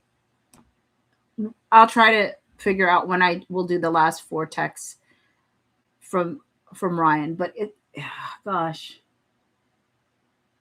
And I want to say too, obviously, my opinion and my thoughts about this is after spending a year and a half of this and reading over 1,400 filings, which sometimes had way more. Just because it was 1,400 filings does not mean it was just 1,400 documents. It was like sometimes ridiculous amount of documents in each one of the things.